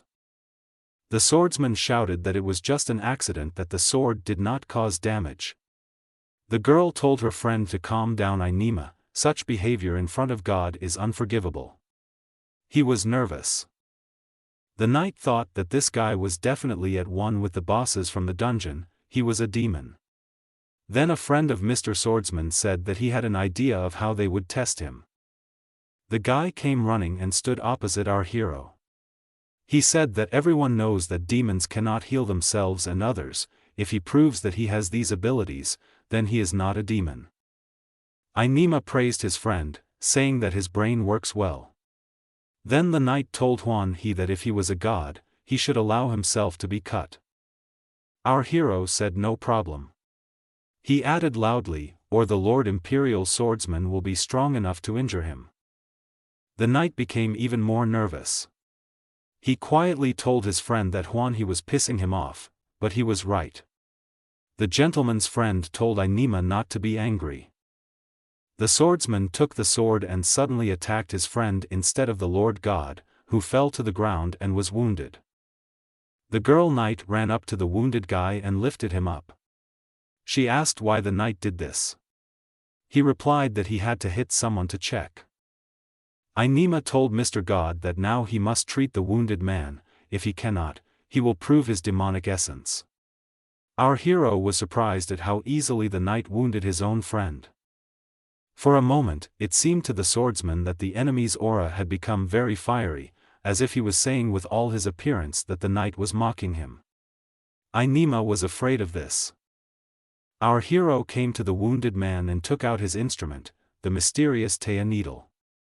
He examined the wound and made manipulations that he could have done in field conditions. The guy lost a lot of blood. Huan He applied medicinal herb to the wound and told the patient that the herb would stop the bleeding, so he should not move. Then he applied bandages and allowed the guy to get up. The patient cried out that he felt better. The girl knight said that Lord God does not deceive them. Ainima could not believe his eyes. Everyone told him that this young man was a god. The swordsman started tugging at his friend's t-shirt and saying that he was in cahoots with Huan He. The patient shouted that this was not true, and that they should not pull him, otherwise the wound would hurt. Suddenly our hero approached the knight. Our hero said that what Ainima does is his own fault, but he offends the wounded. Mr. God thought that it was necessary to teach the offender a lesson. The imperial warrior stood near the sea, far from everyone. The guilty one shouted what his enemy was up to. Huan He said that the stupid one has his own punishment. Mr. God called lightning on the head of the offender. Suddenly, in the middle of a clear day, it became dark and lightning thundered over the sea, which struck Ainima. It was so scary that the guy raised his head and looked at the lightning. It hit him, he fell. All the people who were on the beach looked at it as if it were a miracle. They understood that it was God who did it. Men, women and children witnessed the strength and justice that came from our hero. They thought that this was actually a real God. Mr. Swordsman's friend immediately ran up to him. His company was foaming. He asked the gentleman if he was okay. The knight was very frightened, his eyes showed great fear. Huan He walked up to the two and said that the rich gentleman injured the servant just on a whim, so why was he helping him now? The wounded man replied that he understood their relationship. The guy said that once upon a time Ainima helped him a lot and he owes his life to him.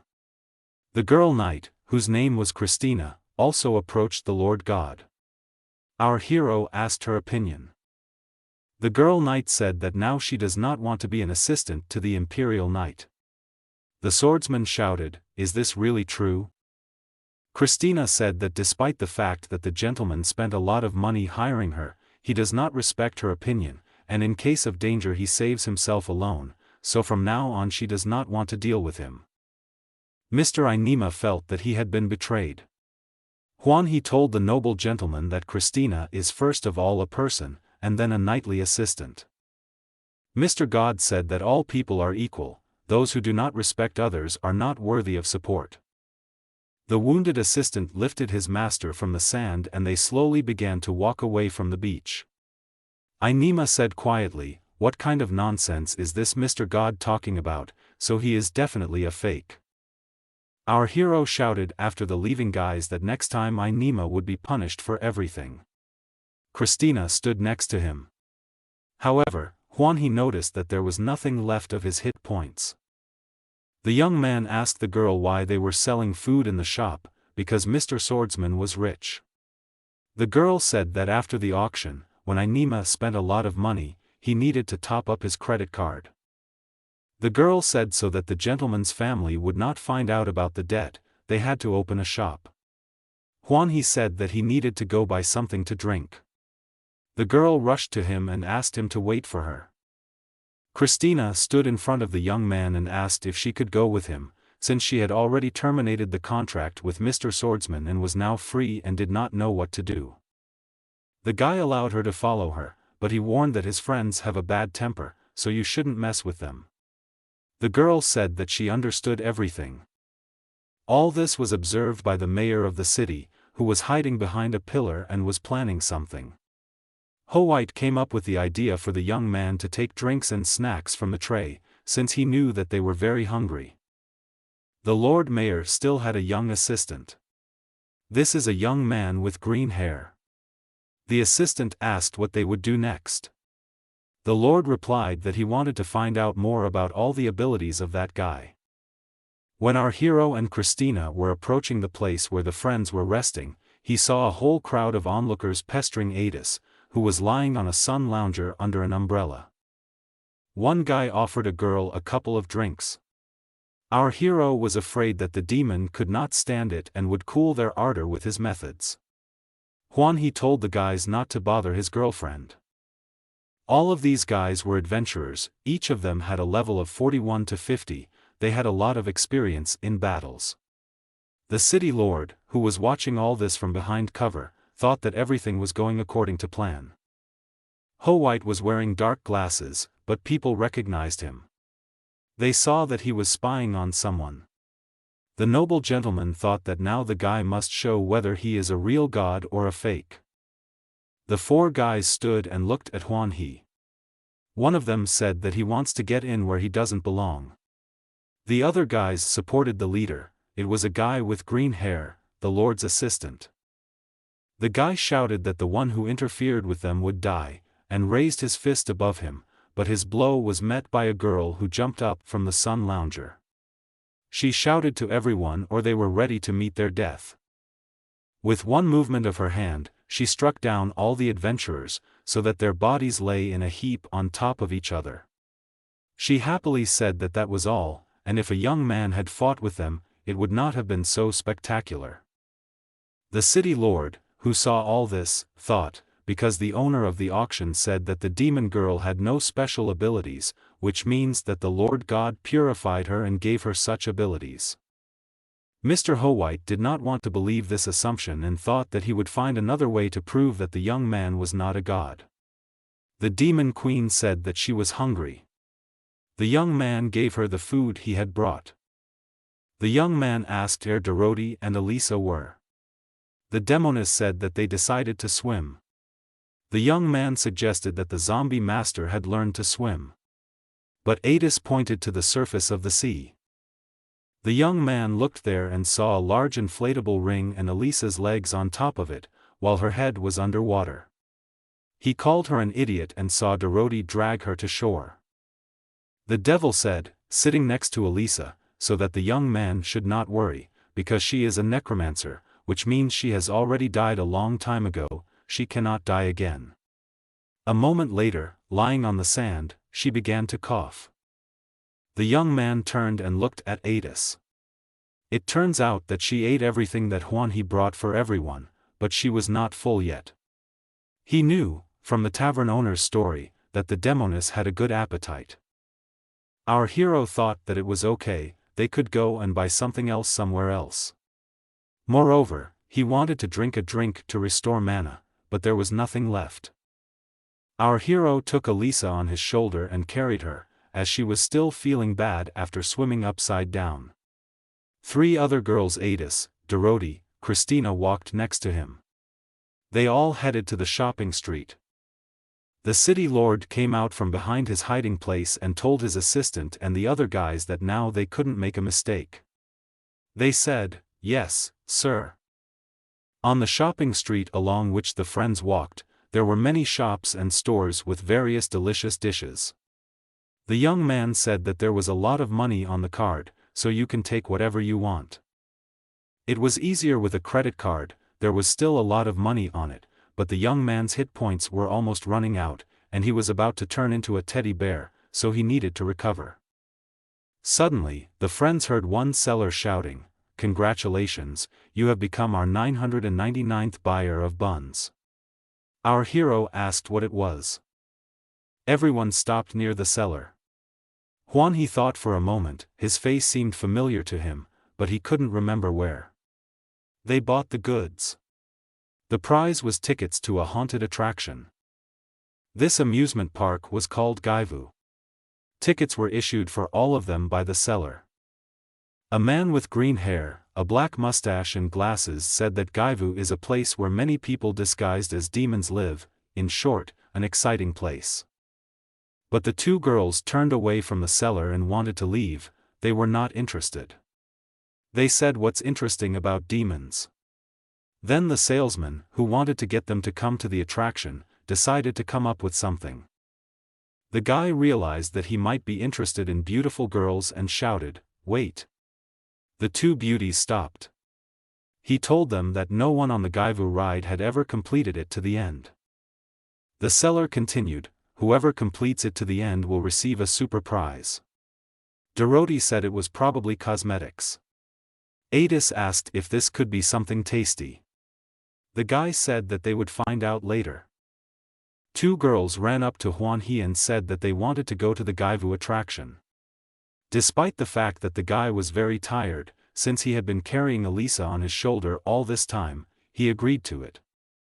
Meanwhile, the city lord and his assistant met secretly and talked about something.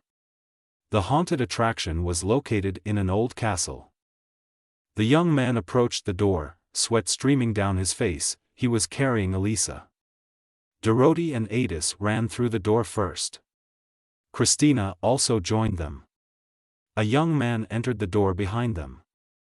At the entrance, friends showed their tickets and were allowed inside the attraction. The girls dreamed of a prize and repeated that the super prize must be very valuable. Mr. Lord sat at the tablet. He watched without taking his eyes off as 5 friends walked into the trap he had set up. The gentleman's assistant said that everything was going according to plan. It was very dark for the guys. They moved from the spacious hall into a long dark corridor. The demoness had no choice but to use her eyes in the form of lanterns. She lit the way. Suddenly, behind him, the young man felt some rustling. A minute later it was already the roar of some shaggy animal with a large mouth. The young man, with Elisa on his shoulder, barely had time to jump away from his attack. But it's good that Adis was alert. She dealt with the monster with ease. He said that this demon is not as scary as the real demon from the dungeon. The young man thought that the terrifying atmosphere in the hall was completely absent. The Lord watched the guests of the attraction through a tablet. His assistant said that this demon girl was too strong for his people. Our hero with his burden went to the right. He thought that they would not stay here for long, and he still needed to restore his hit points. Suddenly a hole opened in front of him. He and Elisa began to fall down. Dorothy and Christina saw it all. The devil screamed, "What the hell?" They were surprised that the young man could not orient himself so as not to fall into a trap. This is because he was very tired. He and Elisa, having flown several tens of meters, fell to the ground. They found themselves even deeper underground. Elisa screamed for the young man to remove his foot from her head after the fall. Suddenly a huge green python appeared there. The creature moved, very quickly. Our hero shouted that he had to run. The guy and girl began to run away from the monster. But the python apparently was a real monster. It approached the young man and opened its mouth wide. Then our hero thought that if he eats it, he can return home. He allowed the python to swallow him whole. Suddenly he found himself in the middle of a noisy city. His consciousness gradually came to its senses. It felt like he had returned to the original world. The glass skyscraper reached into the sky. It towered above all other buildings in the city. The sun was shining brightly, reflected in all its windows. An endless stream of cars drove along the wide street. The young man opened his eyes and saw a familiar sweet face. It was his fiancée, the CEO of the Chjenchan Utsane Corporation. The guy was near the ambulance. He started hugging his bride and said that he was finally back. The girl said that not even a couple of hours had passed since he lost consciousness, but now he is alive. He didn't understand how he was only gone for a couple of hours when he had been in that world for many days and nights, which means time flows differently there. The young man pressed himself tightly to her chest. The girl said that he could get off her. He pulled away and said he was a little overexcited. She said if everything is fine, then maybe he will agree to marry her and get riches. The guy said what to think about. Of course he agrees. Suddenly he noticed that his console, which he was playing, was not near him. Fortunately, no movements to other worlds were observed. His fiancée asked him if he was sure everything was fine. The guy replied that he was probably very worried and that's why he passed out. The general director said that if everything is in order, then, without delay, we need to formalize their relationship as a marriage. The young man said no problem. He thought that this time nothing would bother him. The girl asked if he had a driver's license. He replied that, of course.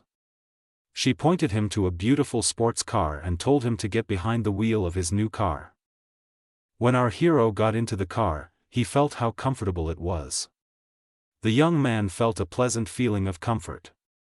He put his hands on the steering wheel and the car started. When the girl sat down and fastened her seatbelt, the guy stepped on the gas. He no longer heard the man calling his name.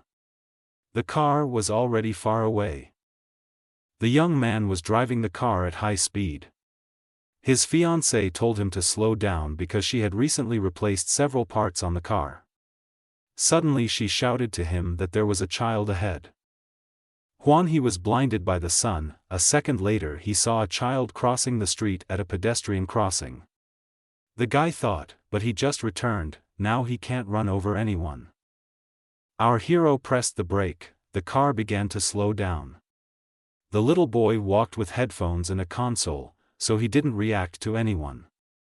The car spun, but she managed to stop in time. The young man jumped out of the car and flew up to the child. The driver shouted like a child who doesn't know that he needs to be careful on the road. Then the young man noticed that the boy was playing the same game on the Switch as him. The child said that he would not give him the console. Our hero for a moment remembered the past world and quietly said, looking up, how were his girls doing without him? Elisa was sitting in a dark place. Dark figures were approaching her from the darkness, which sparkled with red eyes. She told them not to be bold and not to come near. The master necromancer had no choice but to summon his zombies. She drew a magical sign on the floor that would cause a wave of zombies. They appeared, obeying her orders. Elisa had time to escape unnoticed while the ghosts were busy with the summoned zombies. Having not run even 10 meters, the girl stumbled upon some solid object and shouted, "Aye." The zombie boss came across a large green python that rushed after her. It was huge and hissed, opening its mouth and showing its forked tongue. No matter how hard the girl tried to run quickly, the huge snake moved faster. The python was about to overtake Elisa. She screamed very loudly. The girl knelt down and shouted, "Save me." At this time, our hero remembered her and the other girls and thought that somehow his soul felt sad. Had he really become attached to them? Suddenly, in the middle of the street at a pedestrian crossing, he saw a child walking away who was playing on a console. It seemed to our hero that someone called him by name. Huanhe's fiancée shouted at him, "Careful!" A large truck that suddenly appears hits our hero at full speed. The young man shouts that it's not like that. From the impact, the young man's body flies several meters to the side and hits the ground. The beautiful bride screams to the guy or he is alive. Huanhe lies with his eyes open, trying to say something. Then a deep sigh escapes his chest. The guy mentally says to himself, "I just returned." The silhouette of his bride is the last thing he sees in this world. A young man is immersed in some kind of weightless environment, where his whole body floats. Although he tries in vain to move his fingers, he can't. Huanhe is being pulled in by some energy that is stronger than him. He tries to think, but maybe death really came for him. The young man sees a clear light that begins to shine from above. He's moving up. The thought of his resurrection suddenly came into his head. The master necromancer summons zombies with all his might. A huge green python will soon overtake her. Mr. Mayor, sitting at the screen, was pleased with what he saw. His assistant, who stood next to him, told him that this girl would not survive the campaign either. The Lord said that this was his agreement with the monsters. White turned away from the screen and told his subordinate not to stand there like an idol, but to call someone, because he needed to clean up all traces of himself. The guy said, "I obey." Then the servant turned his gaze to the screen and noticed something. He told the gentleman that it seemed that something had not gone according to plan. Our hero, having turned into a small toy zombie, ended up entirely in the python's stomach, tore through his body and came out. As a result, the python died from its wound. Elisa screamed that her 132 had returned. He still appeared to save her, otherwise she thought that he had been eaten. The girl began hugging and kissing the teddy bear. He burst into tears and said why he was here again in this world, in this damned place. The game issued a congratulation that the player Huanhe had unlocked the Life After Death achievement. The city lord saw Elisa, who was sitting near the defeated python, and did not understand how it all happened. He told his subordinate that how such a little girl destroyed all the monsters. When the smoke cleared, the lord and his servant noticed a small teddy bear in the girl's arms. Then the servant said that maybe the toy helped the girl. The gentleman thought about it. White ordered the servant to send more monsters there, since he must know everything for sure. The subordinate said that he would immediately carry out the order. At this time, the master of the third floor of the dungeon was very happy about the return of her 132nd zombie. The girl continued to squeeze and hug the toy. The little bear was a little angry. The zombie thought that although it was warm and soft here, it didn't smell bad, but his mana was running out, so he couldn't move. The girl told him not to worry, since she was next to him. The master told 132 that when he is near, her soul is calm. Mishka thought, maybe at first there was a misunderstanding between them, but now he can stay in this world, not so bad. Suddenly some sounds were heard. The girl strained her vision in the darkness and saw a cloud of monsters approaching them. These were large insects, beetles, spiders and crabs with claws. Elisa screamed what should they do. The zombie answered, of course, tearing his claws. In the darkness she saw a dim light. There was a passage there. The girl quickly ran there, holding the toy tightly in her hands. But still, one large spider blocked the entire passage, so the girls had to stop. She screamed in fright. Then the master said that she did not want to die. The necromancer closed her zombie from the spider like a shield, putting it forward. The monster approached in a small toy and sniffed him. Suddenly the monster exploded, right before their eyes. The zombie screamed, "Why did the spider explode? It didn't do anything to him." The master thought for a moment, and then said that she knew what was wrong. He had divine breath. This was his new ability. The girl said that he inflicted tenfold damage on the monster, but he himself did not lose anything. The zombie asked what she was going to do. She said she had figured out a way for them to escape. Elisa picked up the zombie and ran with it further. It glowed with a bright light, like an electric light bulb. The little bear screamed for her to lower him to the ground, but the girl did not listen. Another spider that ran after them began to attack with its paws. The necromancer covered herself with the zombie like a shield and exposed his body to all the spider's blows. The lord of the city, who was looking at the monitor screen without stopping, said that this was just some small zombie who was tearing monsters to smithereens with his breath. The assistant, who was behind the gentleman, said that if the Lord God sent a bear to save the girls. White said in response that this is impossible, maybe this is a trick to divert attention. The Lord began to sweat, beads of sweat began to run down his face. He wore a mask so that he would not be recognized. Mr. Mayor said that he personally went there himself to test their abilities. Elisa fought off all the monsters with a zombie, spinning it around her by the ears. She pulled him so hard that he was very tired. Suddenly she had a bad feeling. She said that the boss will be there now. A man in a cloak and mask appeared. The master necromancer felt that the new attacker had a frightening aura. The zombie said that he felt as if he had met him somewhere before. The attacker had a long spear in his hands. This was a holy spear warrior who was level 84. The girl froze in fear when she saw such a strong opponent. The poor thing started to run away.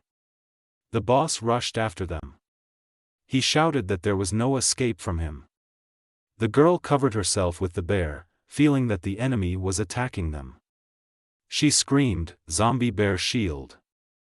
The 132nd formed a protective aura, which was hit by the beam attacking them. Immediately the attacker screamed in pain and suffered 13 points of damage. The Lord did not understand how this happened. The master necromancer asked the zombie how he was feeling after the attack. He replied that he could not move. The enemy thought that they really were somehow connected with the Lord God. The enemy is sure that there has been no God for thousands of years, which means it is necessary to attack. The Lord began to run as fast as he could to attack his opponents. Elisa put 132nd ahead. The opposing forces met. The warrior struck twice with his holy spear. The master defended herself twice with a shield in the shape of a zombie bear. The Lord began to lose strength, blood flowed from his mouth. The enemy waved his spear and shouted why they couldn't die. The zombie shouted not to rub salt in his wound, maybe he himself wants this too. After the last attack, the warrior fell to his knee. He leaned on his spear to get up, but his strength was leaving him. Lord said he was now forced to take his last chance. A rat appeared in the warrior's hands, which he tore and ate. Immediately his transformation began. He acquired long fangs and 2 huge wings grew behind his back. The girl was scared. But the enemy decided to change his plan.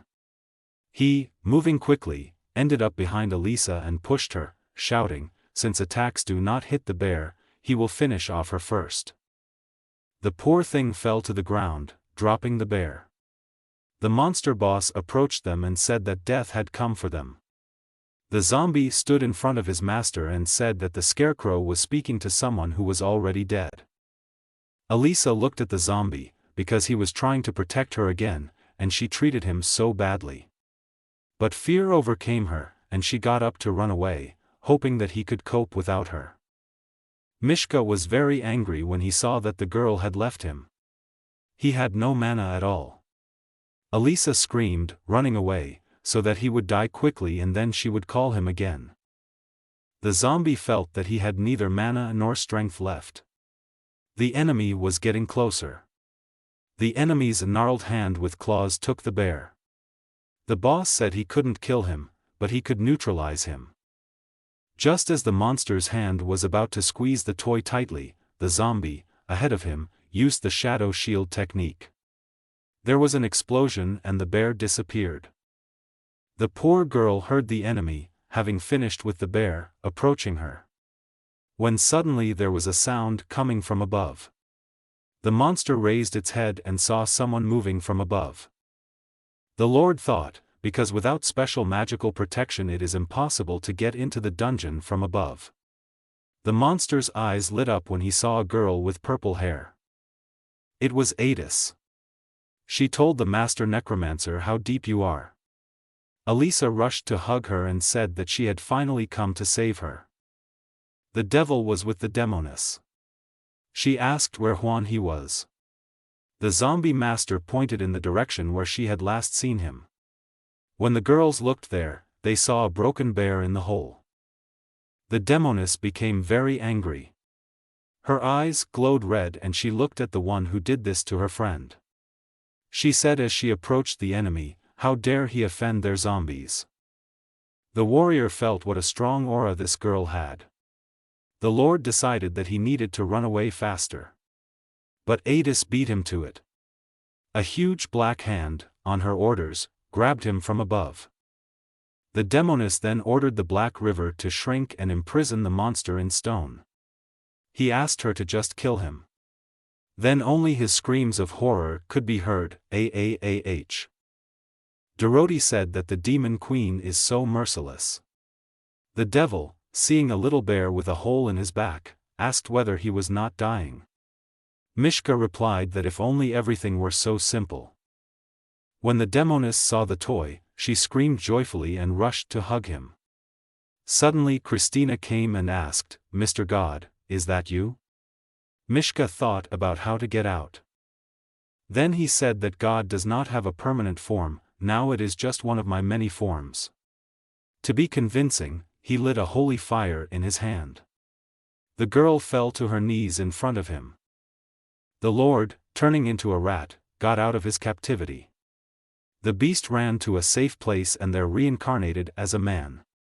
He thought that he was no god, he was just a very strong monster. Only a girl named Lucia could cope with such a monster. This is the person who, dressed as a knight, fought under the name Edvard. Once upon a time, the bear cured her and unchained her shackles. The girl, freed from the shackles, rubbed her hands. She thought that she had to quickly return to the border city, otherwise these monsters would do such a thing. When Lucia turned her head, she saw a sign with an arrow and the inscription, "If you go in the direction of the arrow, you will find your armor." The girl thought what a cute little zombie. But when the girl walked in the direction of the arrow, she saw her armor, but it was very small, since the zombie then, wanting to fit it to himself, made it smaller. The girl was amazed at what her armor had become. Then she quickly left the demon realm. Meanwhile, our friends were in the dungeon of the attraction in the border city. Adis tore the monster meat cooked over the fire with her teeth. She told the bear that these monsters are not tasty. The zombie laughed that she eats these not tasty things with great appetite. Dorothy said that there were more monsters here in the city than in the dungeon of despair, and someone controlled them all. Mishka said that this is really strange and maybe that werewolf is connected with this. Meanwhile, Mr. Howhite reached his control room for the attraction. His assistant screamed when he saw him, or was he okay? The Lord barely opened the door. The servant ran up to him and offered his shoulder so that he could lean on him. The Lord said that we must act. The gentleman told the assistant that he urgently needed to find Lucia, who needed to be told about the attack of the demon queen, which only she could resist. The assistant shouted that he understood and ran away. Suddenly, at the door, the servant encountered a guest who was just entering the room. The guy shouted, "Who was so wide here?" The guest replied that he was just a humble servant of God. The servant asked for forgiveness. The priest and the nun entered the room.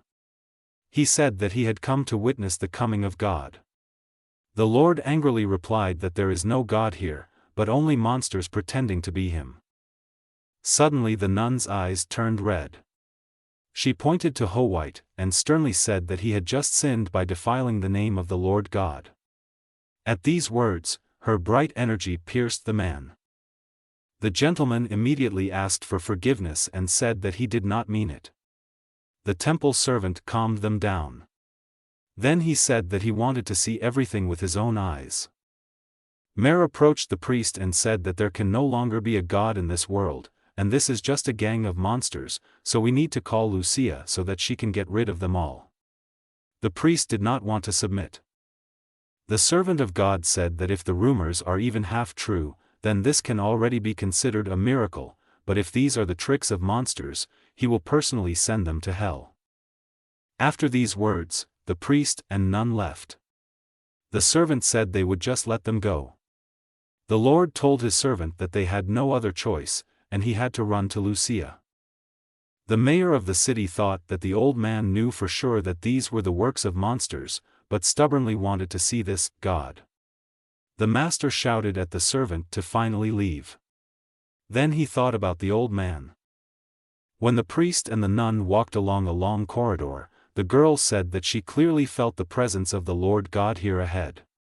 The priest said that he felt the divine breath. Then the priest stopped and said that the smell of demons was still coming from there. At this time, the bear told Adis to slow down. She chewed and said, "Tho." It seemed to the toys that a nun had come. She called him, Mr. God. He shouted, "Sifazoe." The saint hugged him tightly. She saw that he had changed, but his holy breath could not be confused with anyone. Mishka was also glad to meet her. He felt that she loved him without pretense. Christina thought that she could not immediately understand that this bear was Mr. God, but the nun immediately felt it, which means her faith is stronger than hers. Then the saint said that she wanted to introduce someone.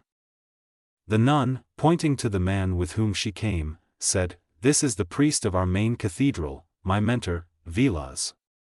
Mishka thought, apparently his parents didn't like him, since they called him that. Mishka thought, looking at the servant of God, that he was, after all, an archbishop, so he would definitely not be as easy to deceive as Sifazoe, but he wanted to learn something from me. The monster wondered why this grandfather wants to talk to me alone, which means he screwed up somewhere. Suddenly Adis came running and stood in front of the zombie, blocking it from the priest. She said that she felt that no good would come from this old man. Bear realized that the demon lord was right. The priest got angry. The old man threw a ball of holy energy at her, saying that it was a divine curse.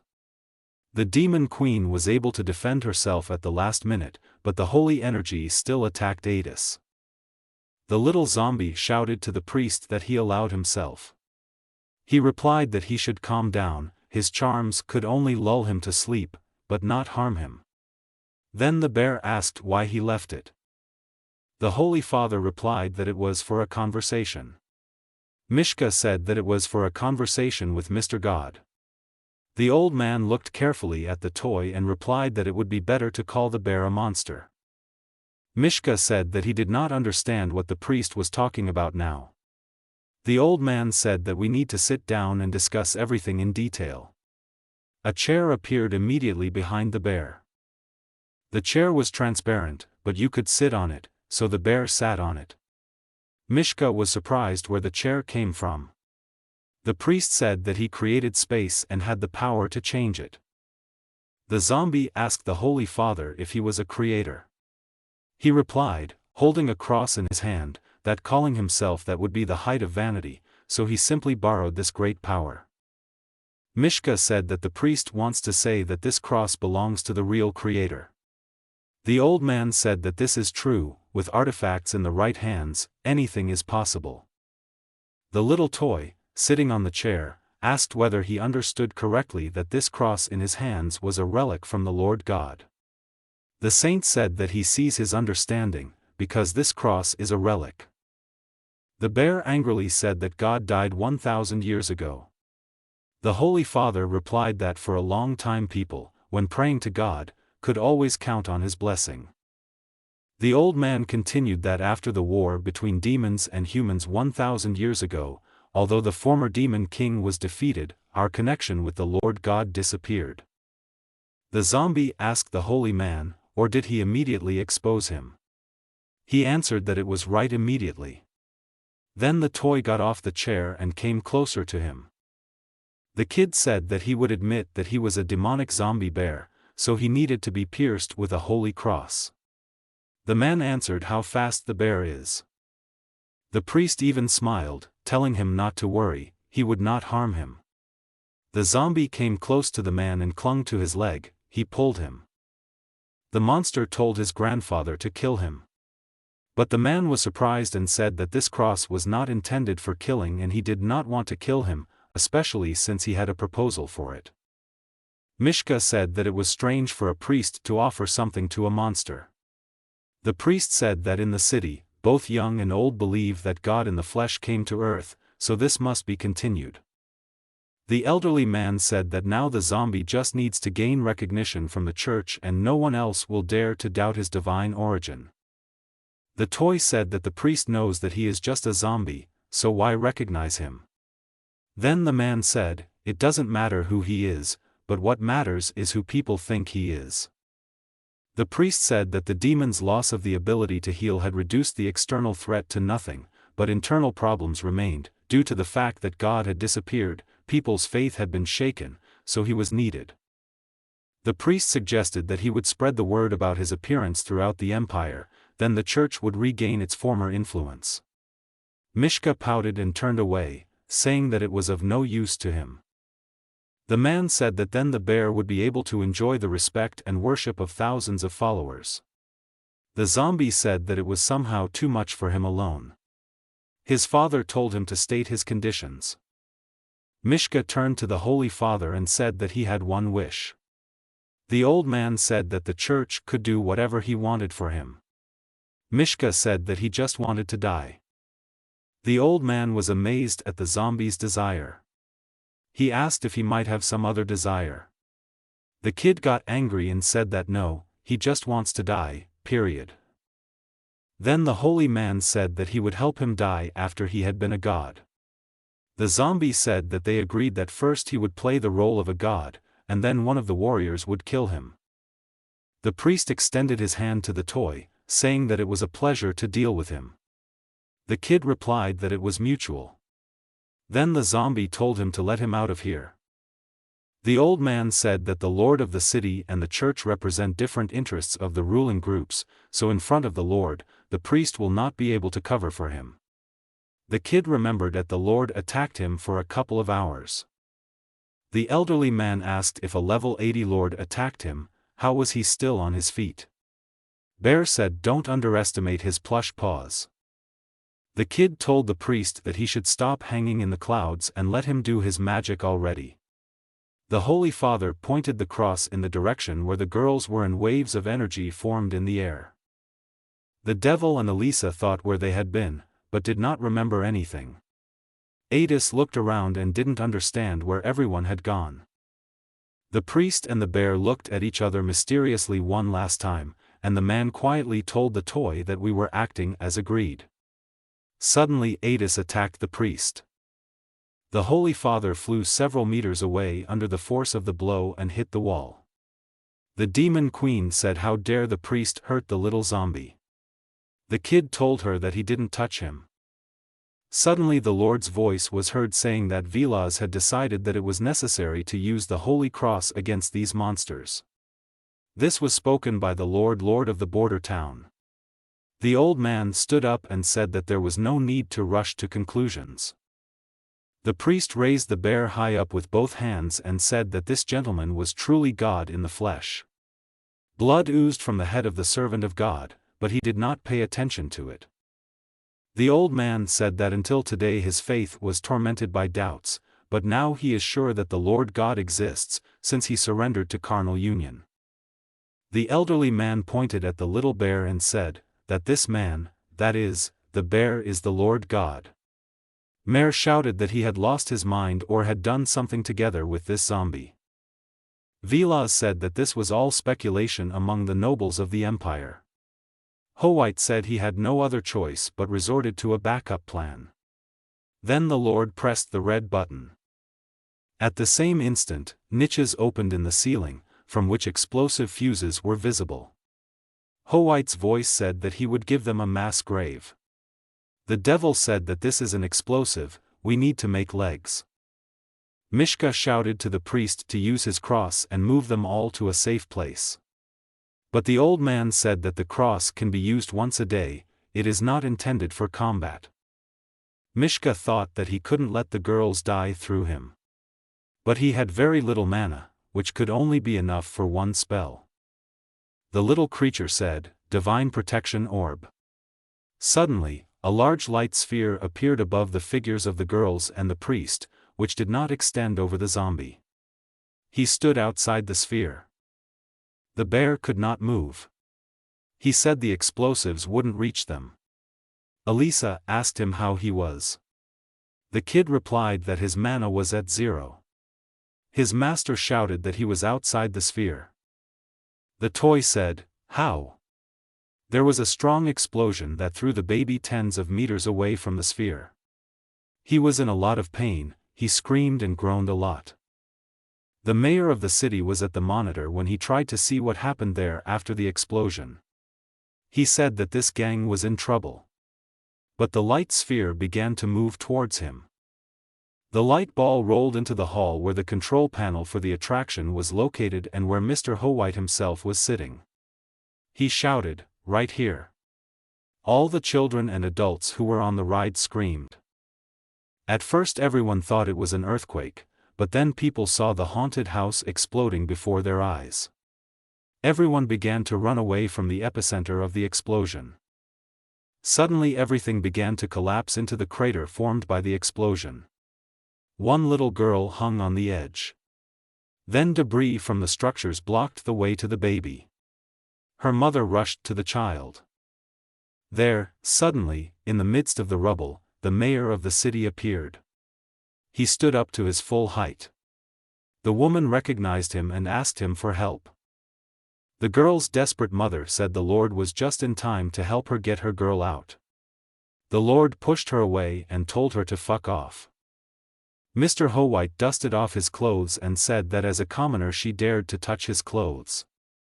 Suddenly, out of the rubble of the house, a light ball appeared, in which all the zombie friends were. The Lord, seeing this, said that this bunch was not dead yet and he needed to hide. In the open air, the protective sphere simply burst. The demon queen asked if everyone was alive. She felt dizzy. She shouted, "Huan-He, didn't you die there?" The bear was lying near the wreckage, then he stood up. The game displayed a message on the screen that the player Huan-He was receiving the "alive, not dead" achievement. The game reported that if the player's health fell below 30%, then their regeneration would be 1000%. Adis hugged him and took him in her arms. The priest and nun were also saved. The Holy Father did not understand how the city lord had stooped to this level. Many people were injured there. The zombie began to help people. He bandaged one guy. The zombie told the girls to help the wounded people. Dorothy and Elisa began to help the wounded. The master necromancer doubted that it was necessary to help the little people, but the devil said that it was necessary. Mishka saw a little girl under the rubble of a building.